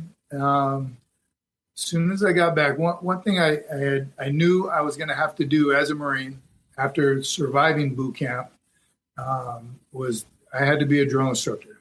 Nice. I was not going to get out until I became a drill instructor, and that was a rule that you gave yourself, right? I gave it to myself. I don't even remember if I told anybody, but I had started putting in for DI duty as a corporal because I heard that they take corporals, and they did for a long time. But I had too many dependents. So as a corporal, you had to be, a year out from picking up sergeant, no dependents. Whatever the rules were, I didn't fit within the parameters of it. I tried anyway. I tried like 4 or 5 times as a corporal. But then, now I'm a sergeant, just got back 2 combat deployments. As soon as I get back from Somalia, I started putting in for it again and got it on my first try coming back. So left Hawaii to go to DI school. I went to DI school from Hawaii. My family stayed in Hawaii just to ensure that I, graduated DI duty, right, or DI school. So once I graduated, then the family moved back out to California, back to Pendleton. Yeah, or actually San Diego, I guess. You get MCRD at that point. I was at MCRD San Diego. My family, we bought a house, ended up buying a house in Oceanside, so they stayed there. about 40 minutes away. What year was this? 1994. Okay, so Were you one of my recruits? No, I wasn't one of your recruits. I would have known that, but I had Staff Sergeant Richie, and I had Staff Sergeant. I had all Staff Sergeants as DIs. What battalion? Geez, it's been so long. I'd have to look in my book. You better remember. What's the matter with you? I remember my platoon number, 1052. I remember that. Okay, no problem. So 1st Battalion. Okay. Yeah. Yeah. What battalion did you do? I was in 1st Battalion. Okay. Yes, same time, 94 to 96. I was in 1st Battalion Bravo Company. Okay. I graduated in December, early December. So we went from September 94 to December when I was in boot camp. I got there in the summer, I think. Yeah. Yeah, June of 94. So it's just before. So Richie and Burroughs, Staff Sergeant Burroughs, Staff Sergeant Cornwell, and then we picked up another guy, Maldonado, as a DI, new DI, and then man, I forget our senior's name, and that's horrible on me, but yeah, I mean, shoot, man, we crossed paths at some point back then. Yeah, crazy small. Everyone says it's a small corps. Yeah, certainly. That's funny. So that's cool. So you were a DI from 94 to 96? 94, 96. Back then, it was only a 2-year duty. Okay. So I, in fact, I was one of the last ones that had a 2-year duty. Shortly after that, they made it 3 years. But it was good. That's definitely the turning point of my career. Still, after 2 combat deployments, my confidence is, through the roof. I can't be touched. I'm unbreakable. Mm-hmm. I'm it. The best Marine in the world. DI school and then being a drill instructor humbled me quite a bit. Why is that? A lot. Well, it was. I don't know if it was harder than I thought, but it was just more demanding than I thought. As a drill instructor, and of course, I wanted to be the best drill instructor down there. Sure. So I was. You're up an hour before the cadets recruit, so you're up at 4:30, mm-hmm. and I lived 45 minutes away. Oh, so right. I'm up at 3 to get to work in Charlie's. Of course, your uniform has to be perfect. You're on deck, before they wake up. And then you remember as a recruit, from lights to lights, you're nonstop, 100 miles an hour. Yelling, making sure they're feet were blistered from walking. You remember that speed walk? Because you had to have you're wearing a core frames the whole time. You're wearing your dress shoes if you weren't in. Yeah, not comfortable. Yeah. I remember finally somebody locked me on. You buy one size bigger than you wear and wear 2 or 3 pair of socks. Because you plow through the core frames. You're on the move. Man. You're always moving. You're running in Charlie's. Yeah. So it's it was intense. It was completely, utterly intense. And in the beginning, I was doing the things that I had a Smoky in the green belt, so I was just thrashing recruits because I could. And losing your voice every day. Yeah, voice gone. Again, feet blistered, but it was halfway through or a couple months into it. I started and became angry at them because I wanted them to do better, and I know they could do better. I have very little patience. Yeah. So it took me. I had to kind of step back and got my butt chewed a couple of times for not being too intense, but just not being patient. Right. This is not a third phase recruit. Back to the first phase where it takes you 30 minutes to march to the chow hall. Right. So I had very low patience for that and kind of got a little crazy with the recruits. And that's what it took for me to, really get regrained and realize that battalion commander told me one time, I'm trying to make Marines and you're trying to break recruits. And that statement, when he told me that, I stepped back like, man, I am. I'm just trying to kill these guys, because I got thrashed. It was one of those, that mentality of, I know you're not getting a drink of water. I didn't get a drink of water when I was there. Right. So It was like payback time, but that's not the mission of a drill instructor. And again, it's to make Marines. Yeah. No, and I remember that specifically is that, you like we said, you get there, you're what the heck did I do? What am I doing here? You're scared to death. You don't know anything. Majority of those kids don't know what they've gotten themselves into, and they didn't do any research like you said. And you get to that point and you're getting yelled at and you're like, I don't know what you want me to do. And you have to change your vernacular. You have to talk in the third person. You're not talking in your first person anymore. And so you're trying to remember how to say things, and you're like, and so that makes total sense. What he's saying is where, hey, I'm trying to make Marines here, not trying to break these kids. And it makes total sense to think of it that way. That's a good analogy. No, it helped. It really did. It again changed my outlook on being a Marine. Yeah. It really did. Now I get it. And the other thing he said is whatever you do to a recruit, if there's no training value in it, don't do it. Mm-hmm. You're training. You're here to train these guys.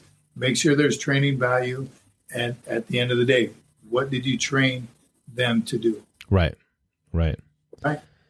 That's cool. So you do that and you, I'm assuming you learned a lot about yourself during that time. You learned, obviously, like you said, you got to that point where you learned who your Marine self was. Was that another moment of that? Or was that the thing that really kind of changed things, changed your perspective overall? I think, deep down is when I really decided I'm making a career out of it. But it was much more than that. It's not a career anymore. This is my life. This is my lifestyle. Mm-hmm. Now this is what I'm going to do. Training again, seeing those kids, check in, scared to death like we all were. Mm-hmm. And then when they leave, 3 months later, a United States Marine, confidence, bearing, bold, proud. Right. You know what I mean? Unbreakable. That is what set me on a path to, this is what I want to do the rest of my life. Help people, do what I can to make people better. Yeah. That set it off. That said, I'm in. I'm sold. This is what I'm going to do the rest of my life. That's cool. And so you go through that 2 years of being in there. Did you go back to being an engineer afterwards, or did you get to go do something else, or? Yeah. So no, right after that, went back to Camp Pendleton again, back to an engineer battalion. It was, again, deployment, not deployments, but a lot of field ops on ship here and there. Again, back to 29 Palms, just training, mm-hmm. A whole lot of training. I remember going to got promoted to staff sergeant, so went to the career course, right, for staff sergeants. Having gone through there, they asked me if I wanted to come back and be an instructor. Right, and I'd been deployed a lot. Not deployed, but field ops. We went to Alaska 2 years in a row, built roads and burned trees, and a lot of cool engineer stuff. Right. But then again, they offered me the job of being an instructor at our Staff NCO Academy. And again, I teaching, right? Yeah. Training Marines, making them better. Of course, I accepted that. Went back to Okinawa now I have 3 kids, right? So our third daughter is born. Uh-huh. Get to Okinawa, the Staff NCO Academy instructor, love that.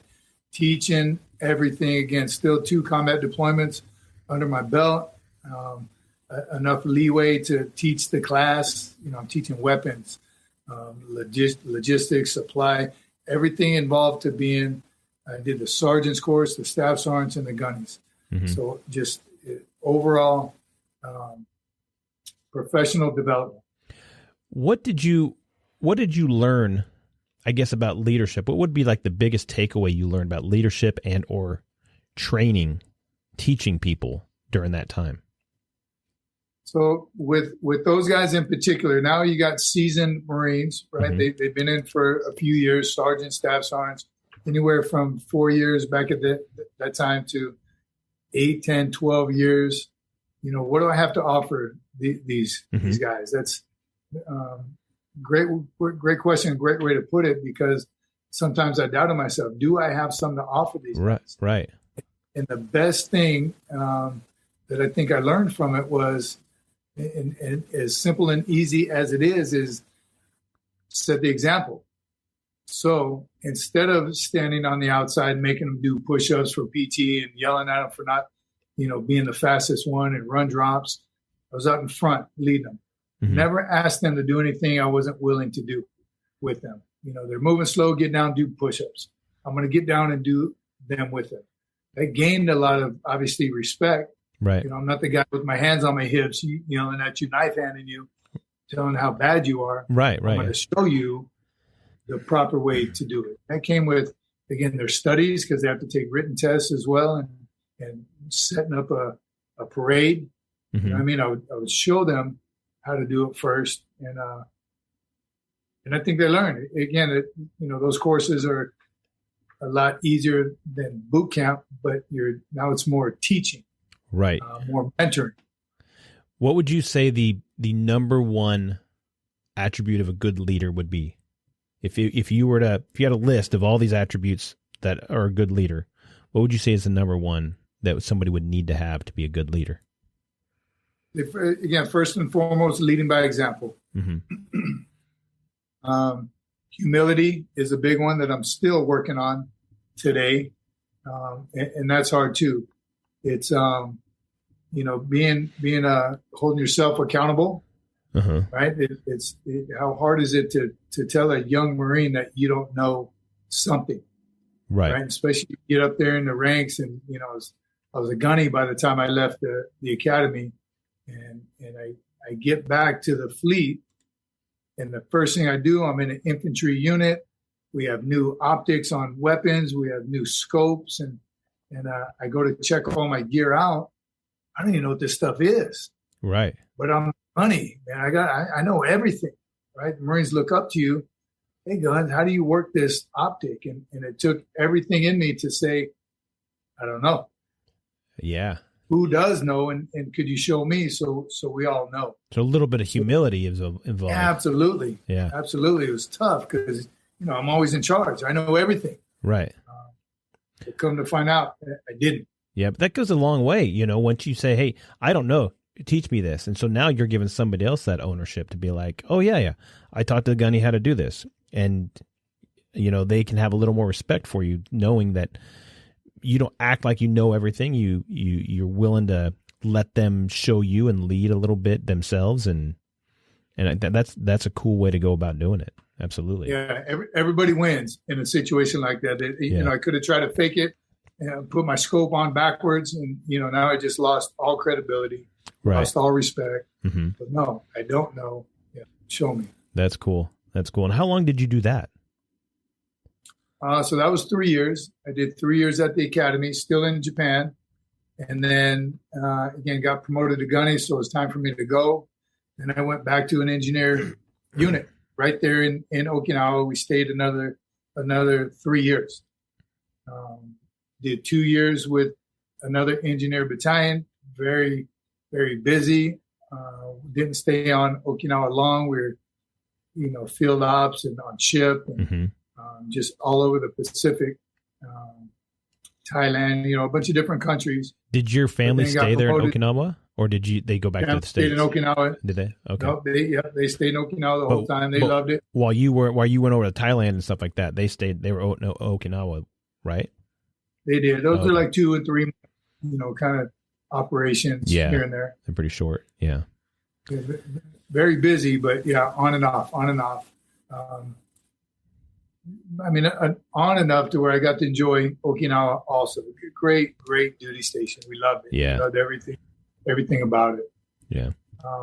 But while there, again, I got promoted one more time to first sergeant. So it was, again, time to leave that unit. That's when they sent me back to Camp Pendleton to the infantry. Uh-huh. You finally got to go to infantry now. Finally got to go back to the infantry. But as the boss. Started. That's right. Yeah. And I'm guessing just a great a great time in that, right? It was. So as soon as I got there, they're in a workup, getting ready to go on ship on a deployment. 31st MEU is what it's called, where you float around for 7 months. Mm-hmm. Back to the Pacific. Ironically, we went right back to Okinawa, stayed there for a couple months, but just training. The whole part of the book when you read in the beginning, the joint task force where we worked with Army, Navy. Again, we're on a Navy ship. Mm-hmm. Combined efforts to do these exercises when that time arises. Right. We're special operations capable 31st MEU. Very interesting. I learned a lot, especially now being, in a leadership role. My 2 combat deployments, I was junior, but now being in the seniors, seeing what takes place kind of behind the scenes. Right. Really, really learned a lot. Seeing what happens in the big wig meetings. Right. So I learned a lot there as well. That's pretty cool. And so you're saying your first sergeant, how long were you, are you getting ready? You're getting close to your being able to retire at this, aren't you? Yeah, I think that was around still pretty early. My last couple of promotions were pretty quick. So I was still 16 years in. Mm-hmm. Something like that. Again, stopping at 20 we hadn't even discussed it yet. Oh, right? yeah. We're in for the long haul, Sure. wherever that takes us. Right. Kind of thing. So wasn't looking for retirement yet. And I still wasn't done serving, wasn't done fighting. Something's bound to happen. Right. Again, soon. And sure enough, that being on ship was around 2005. So things were, it was after 9/11. Mm-hmm. So things were already happening. Units were deploying. So I thought as soon as I got to 2-5 to California, we'd go right to Iraq. But as you know, there's Marines everywhere.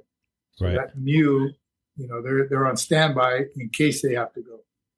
So we didn't, but immediately after that deployment was over, sure enough, we were next in the chute to go to Iraq. Same unit, same company, couple different commanders here and there, a couple different squad leaders, but now we're going on an airplane, landing right in Iraq. Yeah, and did that take you right back to 1990? I mean, did you mentally? Yeah, a lot of similarities.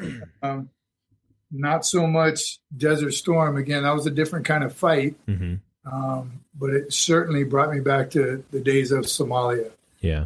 A lot more bloodshed, a lot more death and destruction. And again, this time I'm in a different capacity, different role. Now, instead of, Desert Storm, I was in charge of a fire team. Somalia, I was in charge of a platoon.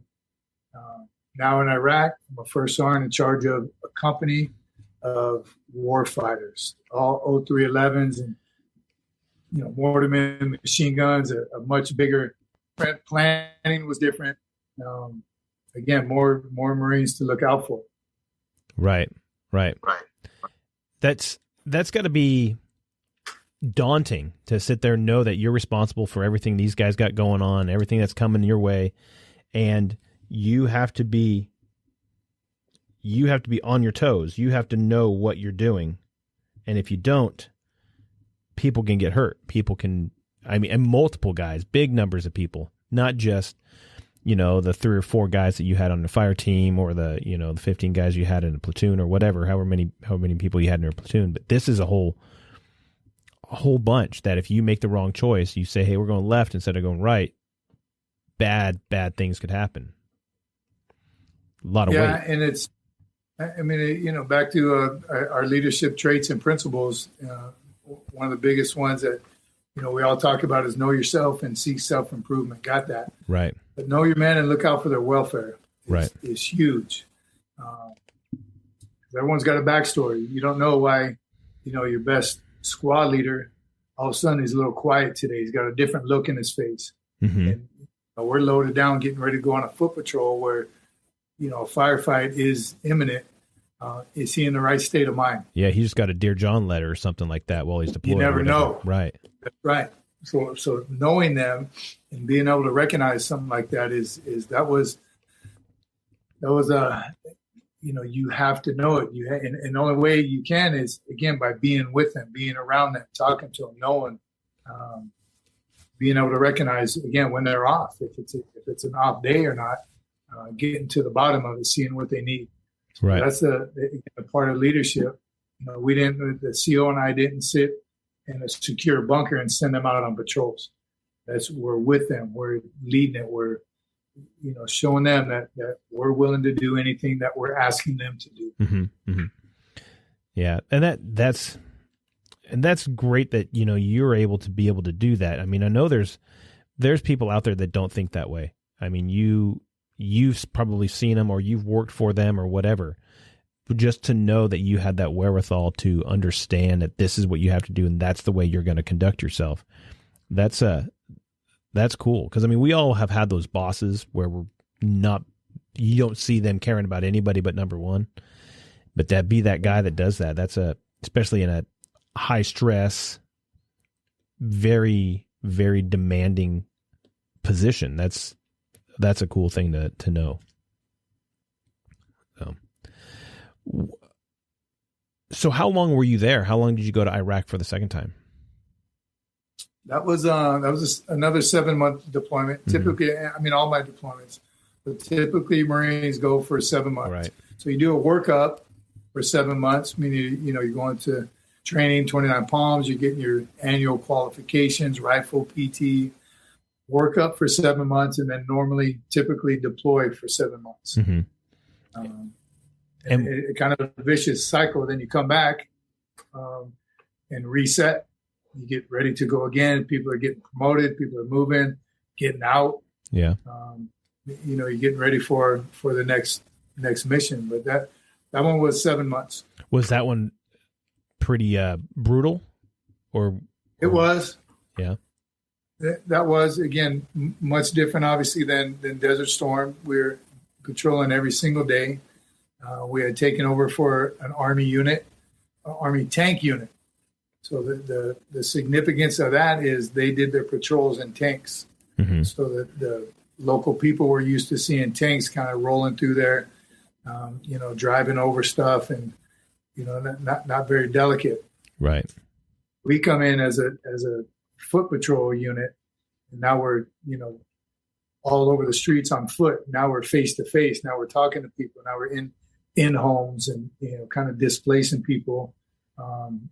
Looking door to door for the bad guys. So it was pretty intense. Again, long days, long nights, firefights that last a while. We didn't know who was who. In the meetings with the same guy who's probably going to shoot at you, 30 minutes from now.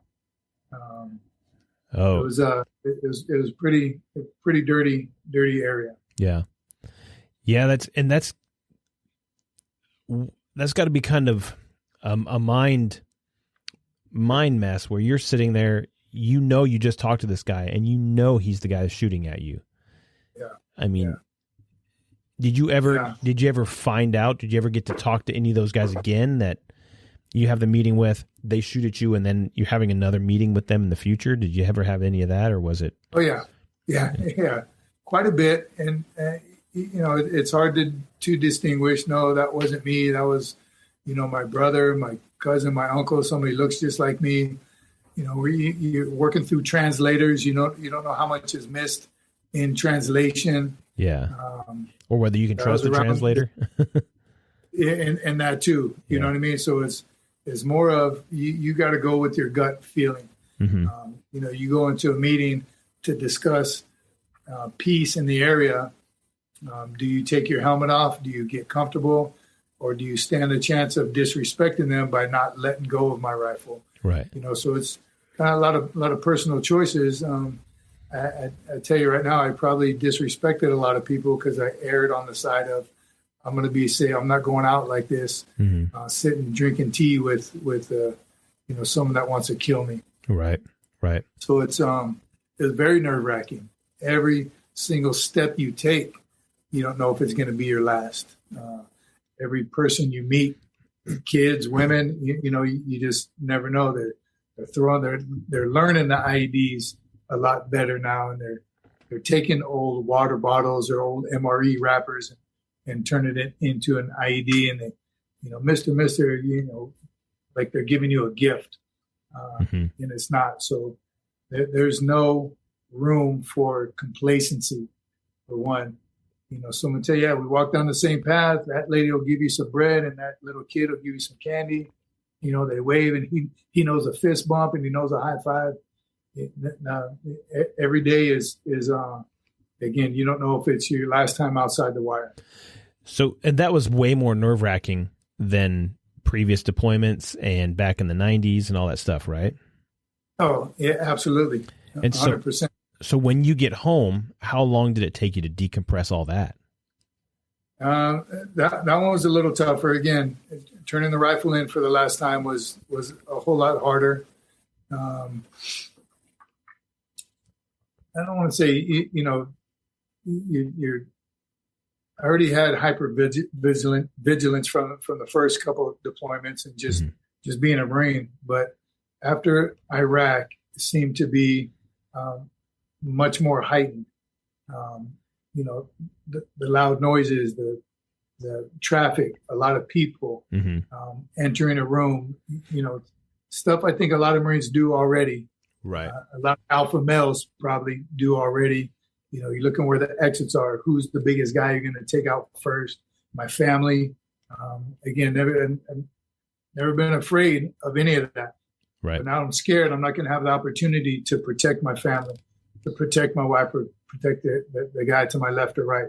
Right. So that's where the uneasy feeling comes from, and that's what makes me, again, always looking over my shoulder, always making sure, you see a box on the side of the road, driving down. Now my kids, they were little at the time. They see a box on the side of the road. They're going to say, "Look, Dad, an IED."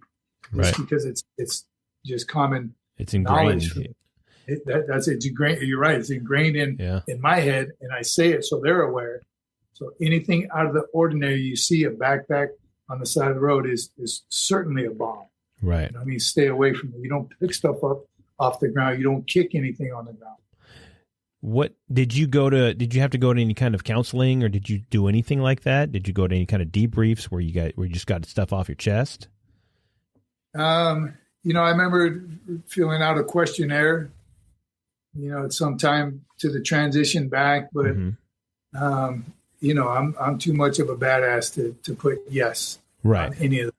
Right. My ego got in the way. And do I get scared? Am I nervous? And, do I have feelings or thoughts and nightmares and dreams? And no, I did, but I wasn't telling anybody. Sure. The whole stigma, I didn't want to be weak.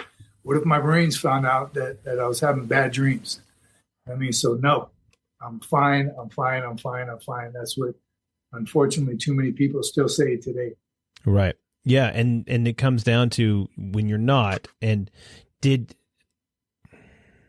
you have to, did your family not suffer physically, but did you have time where you were separating from them, or they noticed that you were a little more irritable? There were points where you weren't your normal self and it affected them? So I'm I guess, I don't know, fortunate and unfortunate at the same time. I can hide it pretty well. Good. And I think again, I'm no different than a lot of guys. Right. Again, I didn't want them to ever see me like that. I didn't want them to see that I'm weak. I remember talking about scary movies one day, and again, my kids were all young at the time. We were talking about what's scarier, something like the Chainsaw Massacre, and I'm like, no, none of those scare me. They're like, well, yeah, because you're a Marine, you can beat all those guys up. Right. But their thought process, I can't, and I'm going to protect them. It's the supernatural ones that scare me because I can't control that. Right. Yeah. So having them, just that statement alone, I can't be weak. I can't show any weakness. Again, it was my thought process. So no, nothing scares me. I don't have bad dreams, and I'm not afraid of anything. Right. Which again comes to haunt you later. And the reason I guess I said good a little bit ago when you said no, it wasn't like that. And I mean good for your family that they didn't have to struggle through that. They didn't have to do. But I would assume there's a point where you're struggling, and internally, right, in your own head and your own heart. Again, you find a way to push it out. I have a real good friend from grade school. She joined the Air Force. She was older than me. She went before I did, but throughout my deployments, she would, say, "Hey, how you doing?" PTSD. That's when that started coming out real powerful. Mm-hmm. Do you have it? And I'm like, no, I don't have a Marine. Right. I don't have that. I'm too tough. I'm ready for the next deployment. That's right. But pushed her off a lot. Mm. She said, one day, because she retired and she works at a PTSD center and, for Air Force somewhere. And she's learning more about it. She's like, again, one day, it's going to come. Just be prepared. And I denied it. Right? I was being tough. My wife would ask me all the time, how you feel about it? How you feel? Again, not wanting to seem weak. I'm fine. Mm-hmm. But I wasn't. Yeah, and was it just eating at you? It's gnawing at you, or do you say I'm just going to keep going to work, and you deployed again? You keep going. Powered through. That's it. I powered through it. Eventually got promoted sergeant major and went back to the infantry. Mm-hmm. Now I'm in Hawaii in the infantry unit, and as soon as I get there, we're gearing up for Afghanistan. Mm. Same thing. Now instead of in charge of a company of 200 Marines, now I'm in a battalion with 1,500 Marines. So getting to know each one of them is a little tougher, but still, these are my guys. I got to take care of them. I got to make sure they're trained and ready. I'm not going to put them in harm's way without them being ready. If I do, it's my fault. Mm-hmm. You know what I mean? I got to do everything in my power. I had 2 great commanders, 2 great deployments, great Marines under me, subordinate leaders. Everything is good. You know what I mean? We're ready. Right. The war had been going on for years. Everybody's learning new stuff. Unfortunately, the enemy's learning new stuff as well. Right. So it's not certainly was no cakewalk, and that's when Fallujah was getting pretty nasty. Mm-hmm. We had gotten in the country. Fallujah was back in Iraq, but we're still trying to wind down. Now we're talking 2010 in the area, and now we're spreading out throughout Afghanistan. Mm-hmm. So I never had my hands around as soon as we got on deck, we're sending companies. The companies are breaking up, sending platoons. Platoons are breaking up, sending fire teams. We were covering like 84 something different positions. And that's miles and miles of desert that my battalion is spread out. Right. So that's nerve-wracking. Yeah, because when your unit is all over the place, it's hard to figure out where everybody's at. Nobody knows if they were going to have backup or support or anything like that. Yeah. We did that particular deployment. The commander and I, it would take us 2 weeks traveling the desert, going from position to position, visiting every single Marine out there. Mm-hmm. And the journey from position to position wasn't always cakewalk either. Right. Yeah, I can imagine. So you get going through all that, and that was another 6 months. Another 6-7 months, give or take, and was it just as bad? Was it worse than previous? Same. The only thing that changed was where we happened to be, our particular area, less infrastructure. So now instead of buildings, now we're dealing with mud huts and curtains for doors and more sparse area. We were in the flatlands.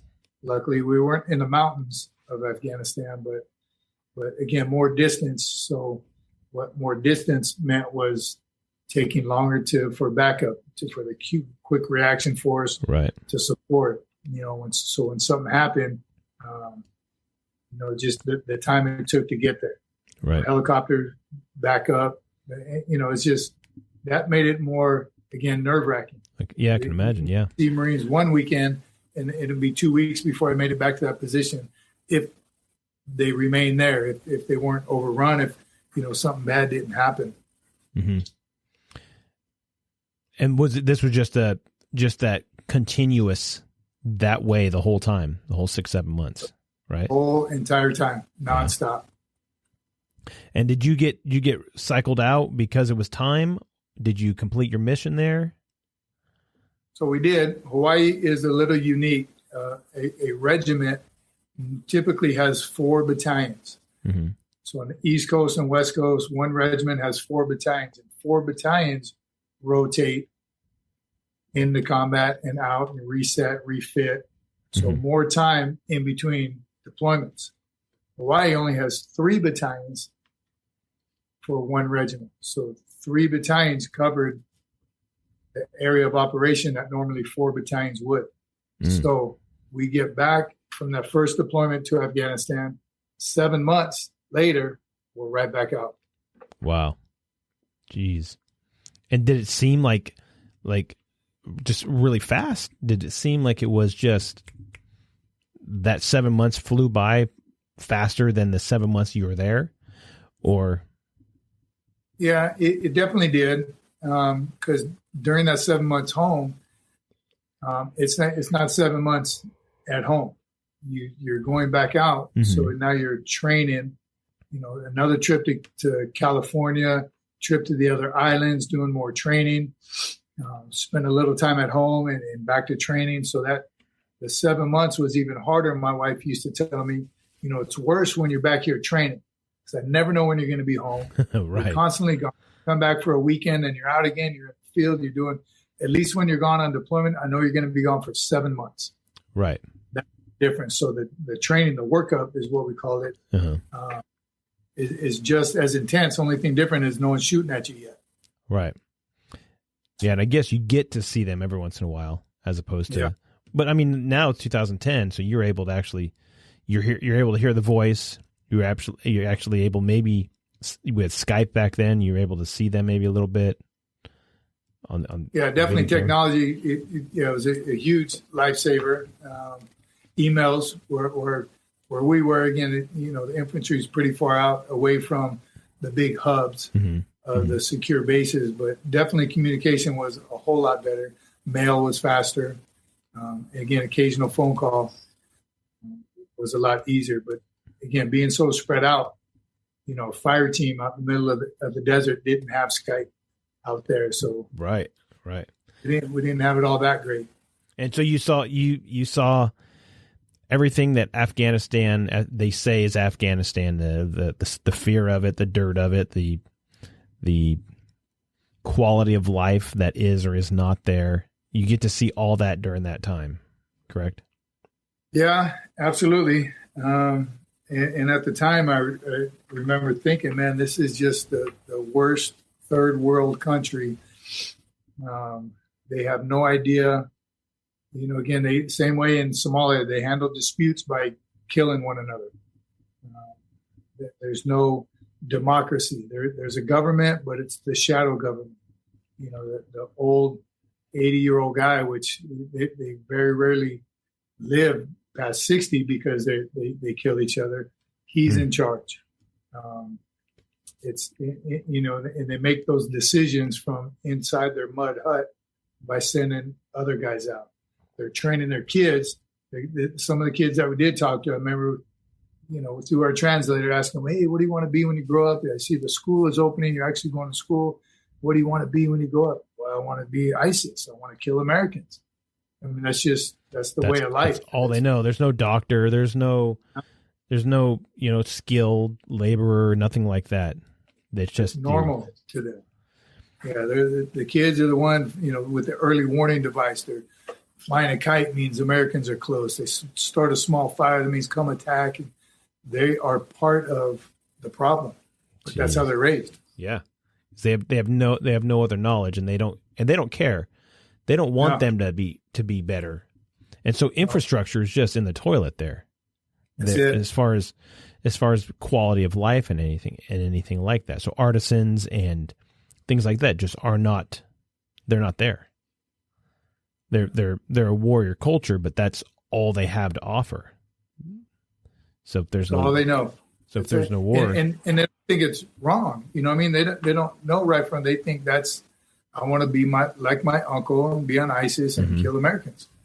That's, who doesn't want to be like their uncle? Right. Right. Different mindset.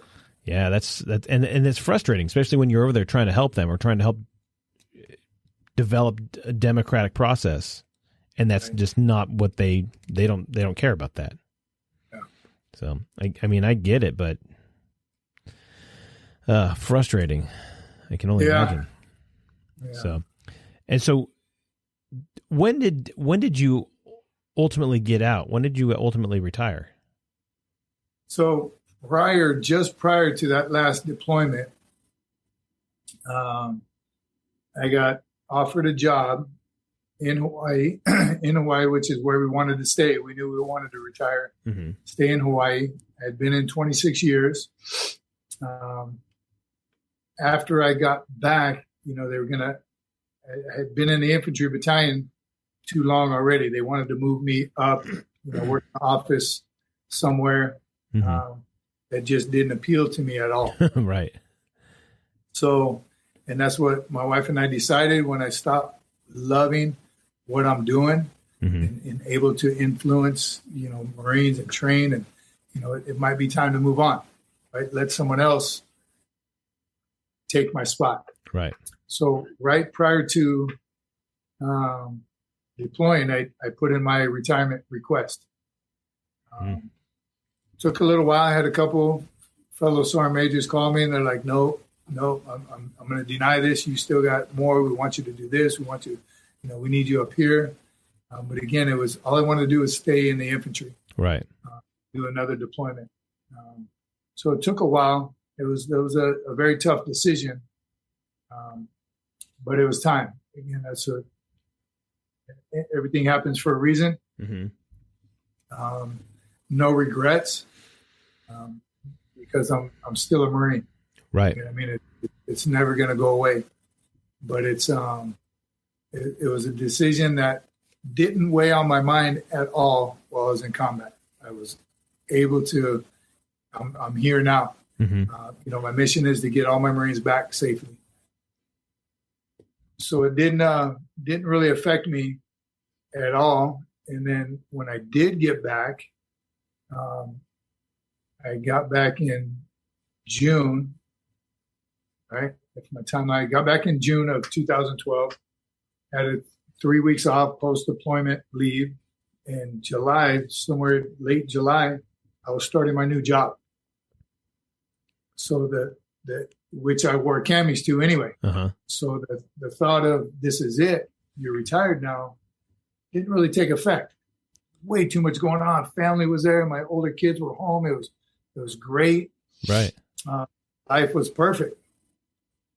It wasn't until a couple of years into that when I realized, I don't have my M14 anymore. I'm not going to formation. I'm not dealing with, Marines with problems and trying to help make their life better. I'm not training them to be the future of, all that was kind of done. Right. And when that kind of hit, it kind of struck home is when all those thoughts and dreams and nightmares and when those bad feelings start really coming on strong. Yeah. And did this start affecting, to the point where your wife started noticing and she starts saying something, or did you see it yourself and say, hey, I need to do something about this? I didn't see it, again, because, I'm a badass Marine. Sure. I can power through this. My wife certainly did.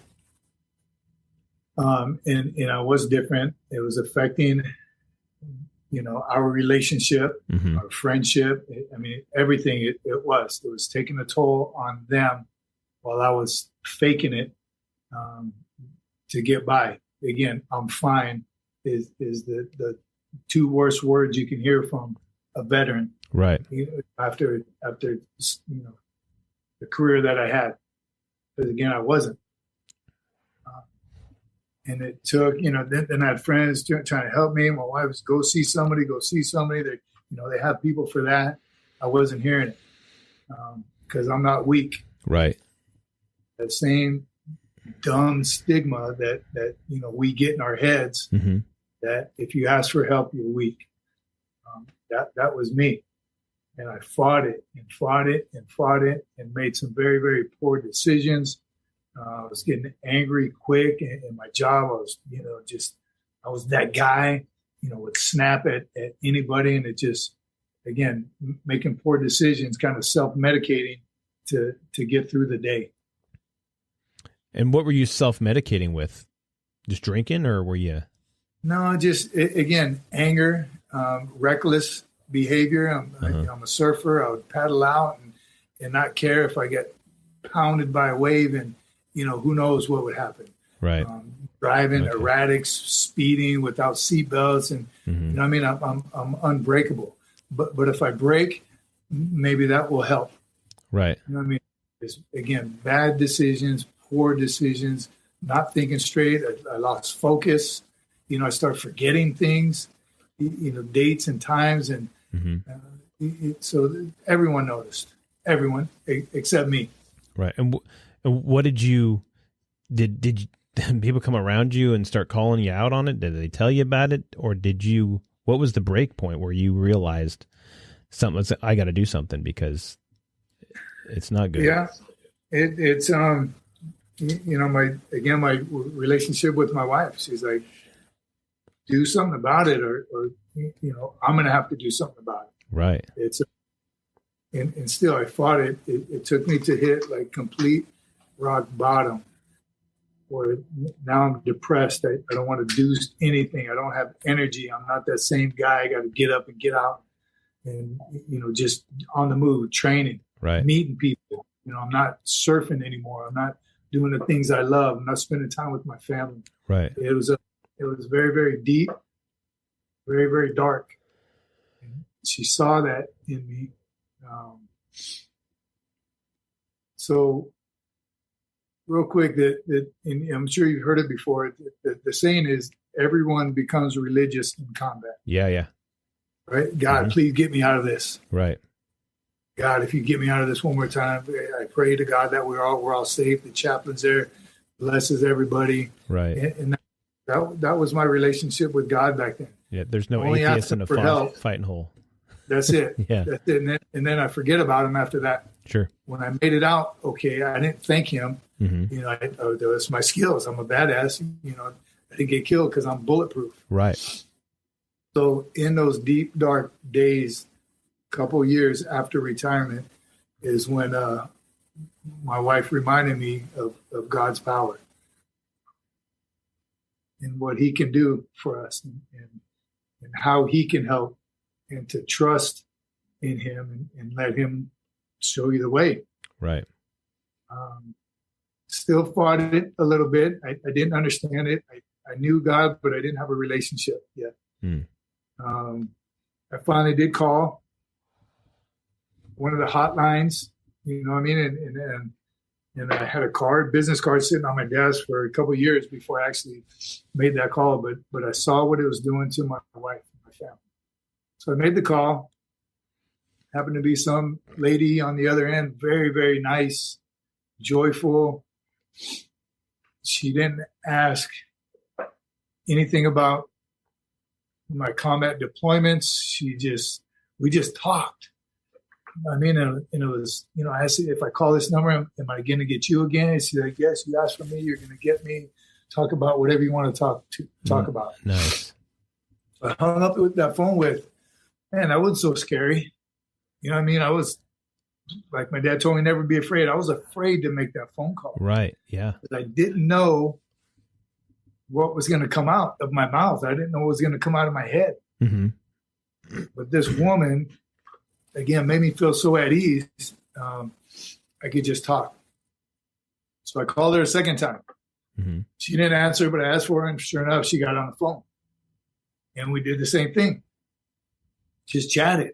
Man, it felt good. Like it weighed off my shoulders. I could breathe. I wasn't nervous anymore. But she said, she did recommend, she's like, why don't you just go into the VA and, just see a doctor. Sure. So she put that in my head. Again, took kind of the weight off my shoulders. Again, took the fear off out of my head. But again, I didn't do it right away. Now I'm, again, back to worrying what other people are going to think about me, my coworkers. I was working now with civilians that know I'm a Marine and, I'm a badass. And so still a little worried. And it took, again, to hit a little deeper, more bad decisions, more anger at my wife, blamed my wife for some stuff. Let me be who I'm going to be type of thing. And you don't know where I'm coming from. And come to find out, she didn't know where I was coming from because I never shared with her, never talked to her about it. I assumed she didn't want to know because she never asked. But lo and behold, she didn't ask because she was waiting till I was ready to talk about it. So poor communication. We talk about in the Marine Corps, communication is everything. Right. Terrible. So it took my wife and God to get it out of me, to pull it out, and develop a relationship, an intimate relationship with God, which truly helped my intimate relationship with my wife and my family. That's it awesome. Took the fear of I'm going to lose everything. And then what am I going to be, a badass retired Marine? Yeah, myself? All by yourself. Yeah.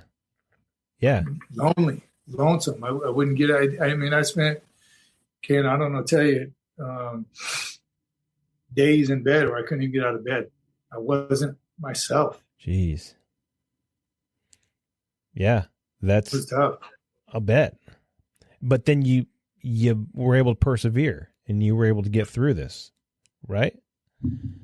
So it took time. I ended up getting baptized.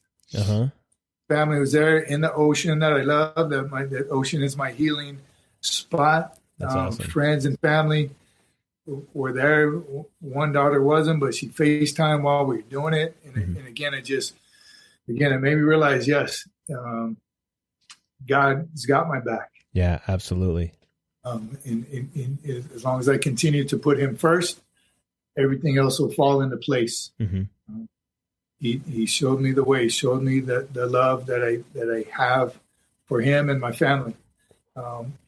It wasn't easy on any of us, but my wife took the brunt of it. I'm about 235 pounds, and she carried me for a very long time. Yeah. That's something that we don't give them enough credit for. They might be smaller, they may be more petite or whatever, weaker that we say, physically, but they're able to, those that support our veterans and our law enforcement or whomever, those support systems that we have in our lives, that's the most important thing. Because without them, we wouldn't be able to do half the things we need to be able to do anyways. 100%. Absolutely. Without, and that's every deployment. That's every field out. She has moved from base to base before while I was gone, raised 5 kids and paid, the mortgage, got the cars registered, changed the oil, school, birthdays, celebrations, sports. Right. And all my kids are active. They kept her busy, but she was able to maintain all that. And she had to keep it off my shoulders. And she had to come back and carry you at the point when you were at your lowest. What kind of hero is that? I need you to move. Get her on here. Absolutely.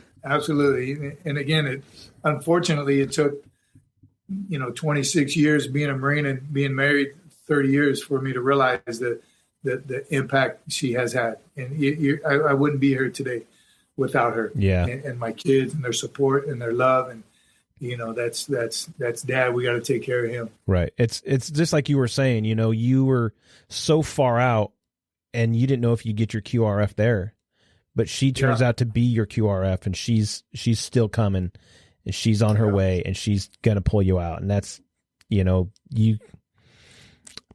that is a testament of the kind of woman that you married, that it was the right decision. God put the right person in your life again, even if it was 26 years later. And that's so cool that you were able to do that. And you got the right one. She is pretty damn amazing. That's cool. And your kids, they just got to be top-notch kids. If you've got you, badass Marine, but at the same time, you've got this badass Marine wife who's not putting up with crap, your kids got to be just stoked to be the people they are, to be in the family that they're in. They got to know that their mom and dad are they're the right people when the time comes. I think so. I use that term lightly, but we raised some pretty amazing kids, successful, happy, healthy. We don't have, they're not into drugs or alcohol, or, they're kids all over the place. They just solid kids. Yeah. What would you say to live with us? What would you say is the number one advice you could give as a parent, as a father, for kids, for people raising adults? 100% is be involved in their life. Be involved. Our kids didn't, and this all my wife, but they didn't have cell phones. We didn't give them electronics and push them in the corner. Mm-hmm. They were all in sports. I coached all of them at one point in their life. Different sports. My wife was always there. Sacrificed her career, sacrificed her life for them. So she gave everything to the kids to make sure that they are successful, happy, not in any kind of trouble or just any wayward kids whatsoever. Right. We are still a tight, even though 3 of them are adult and out of the house, we are a very, very tight family. We share everything. We FaceTime, group text all the time. It's just, I'm truly blessed to have such amazing kids. And it's all, again, I'll take a little bit of credit, but it's certainly all my wife. Right. I mean, because you look at anything you got on social media, anything like that, and it's just, you're uplifting your kids. You're just proud of them, and it's evident, and it's such a cool thing to see that you were able to get through this period of a dark time, self-destructive, and still be able to have your children right there. And you didn't do anything so detrimental that they got affected negatively. You still have a solid relationship with your wife, and you are now moving through life trying to help other people and be that positive force for other people. And I think, man, that is the epitome of what a hero is. And I'm so stoked to have you on the show for that. That's so cool, man. Awesome. Thanks, brother. Yeah. Especially when you put it like that. That's exactly how it happened. It could have turned certainly way for the worst, but it didn't. Yeah. I mean, can you look back and little Cece, like we talked about at the very beginning, can he be proud of the guy you are now? Can he look back look at you now and be like, that's who I want to be? Yeah. Again, without a doubt, I do think about those times, and again, how I had no direction, simple things. Again, I was polite, and I think a nice kid, mm-hmm. but I did some terrible things, no direction whatsoever. So certainly, had I gone down that same road, I wouldn't have been someone that anyone could have looked up to. Right. I probably would have been a statistic somewhere. So I didn't, but I proudly say now that yes, little Cece can see me now and be like, damn, I'd like to be like that guy. That's cool. And that's cool. I think that's what we can all aspire to be, is the person that we can honor, that little kid that had no idea what life was about. And now we do, and we can kind of get them, we can kind of honor them who we were with the person we are now. So that's so cool. Very cool. So what's on the horizon? What's on the horizon for Cece? You working on a book? You working on a... So, yep. Working on a book, working on, again, serving. We are going to continue to serve. Our goal is to not have anyone learn the hard way, nice. Like we did. Uh-huh. If we can affect someone's life to where they don't have to struggle. Simple things as education. I didn't get my college degree until 3 years after I retired. Little things like that. Do it now. Let the government pay for it. I paid out of pocket for a degree that the government is going to get for me. Right. Purchasing a home as a young Marine. Had I bought in a couple of different duty stations, I'd be making money off those. Right. Disability. Again, I didn't put in for disability because of my hard-headedness. Right.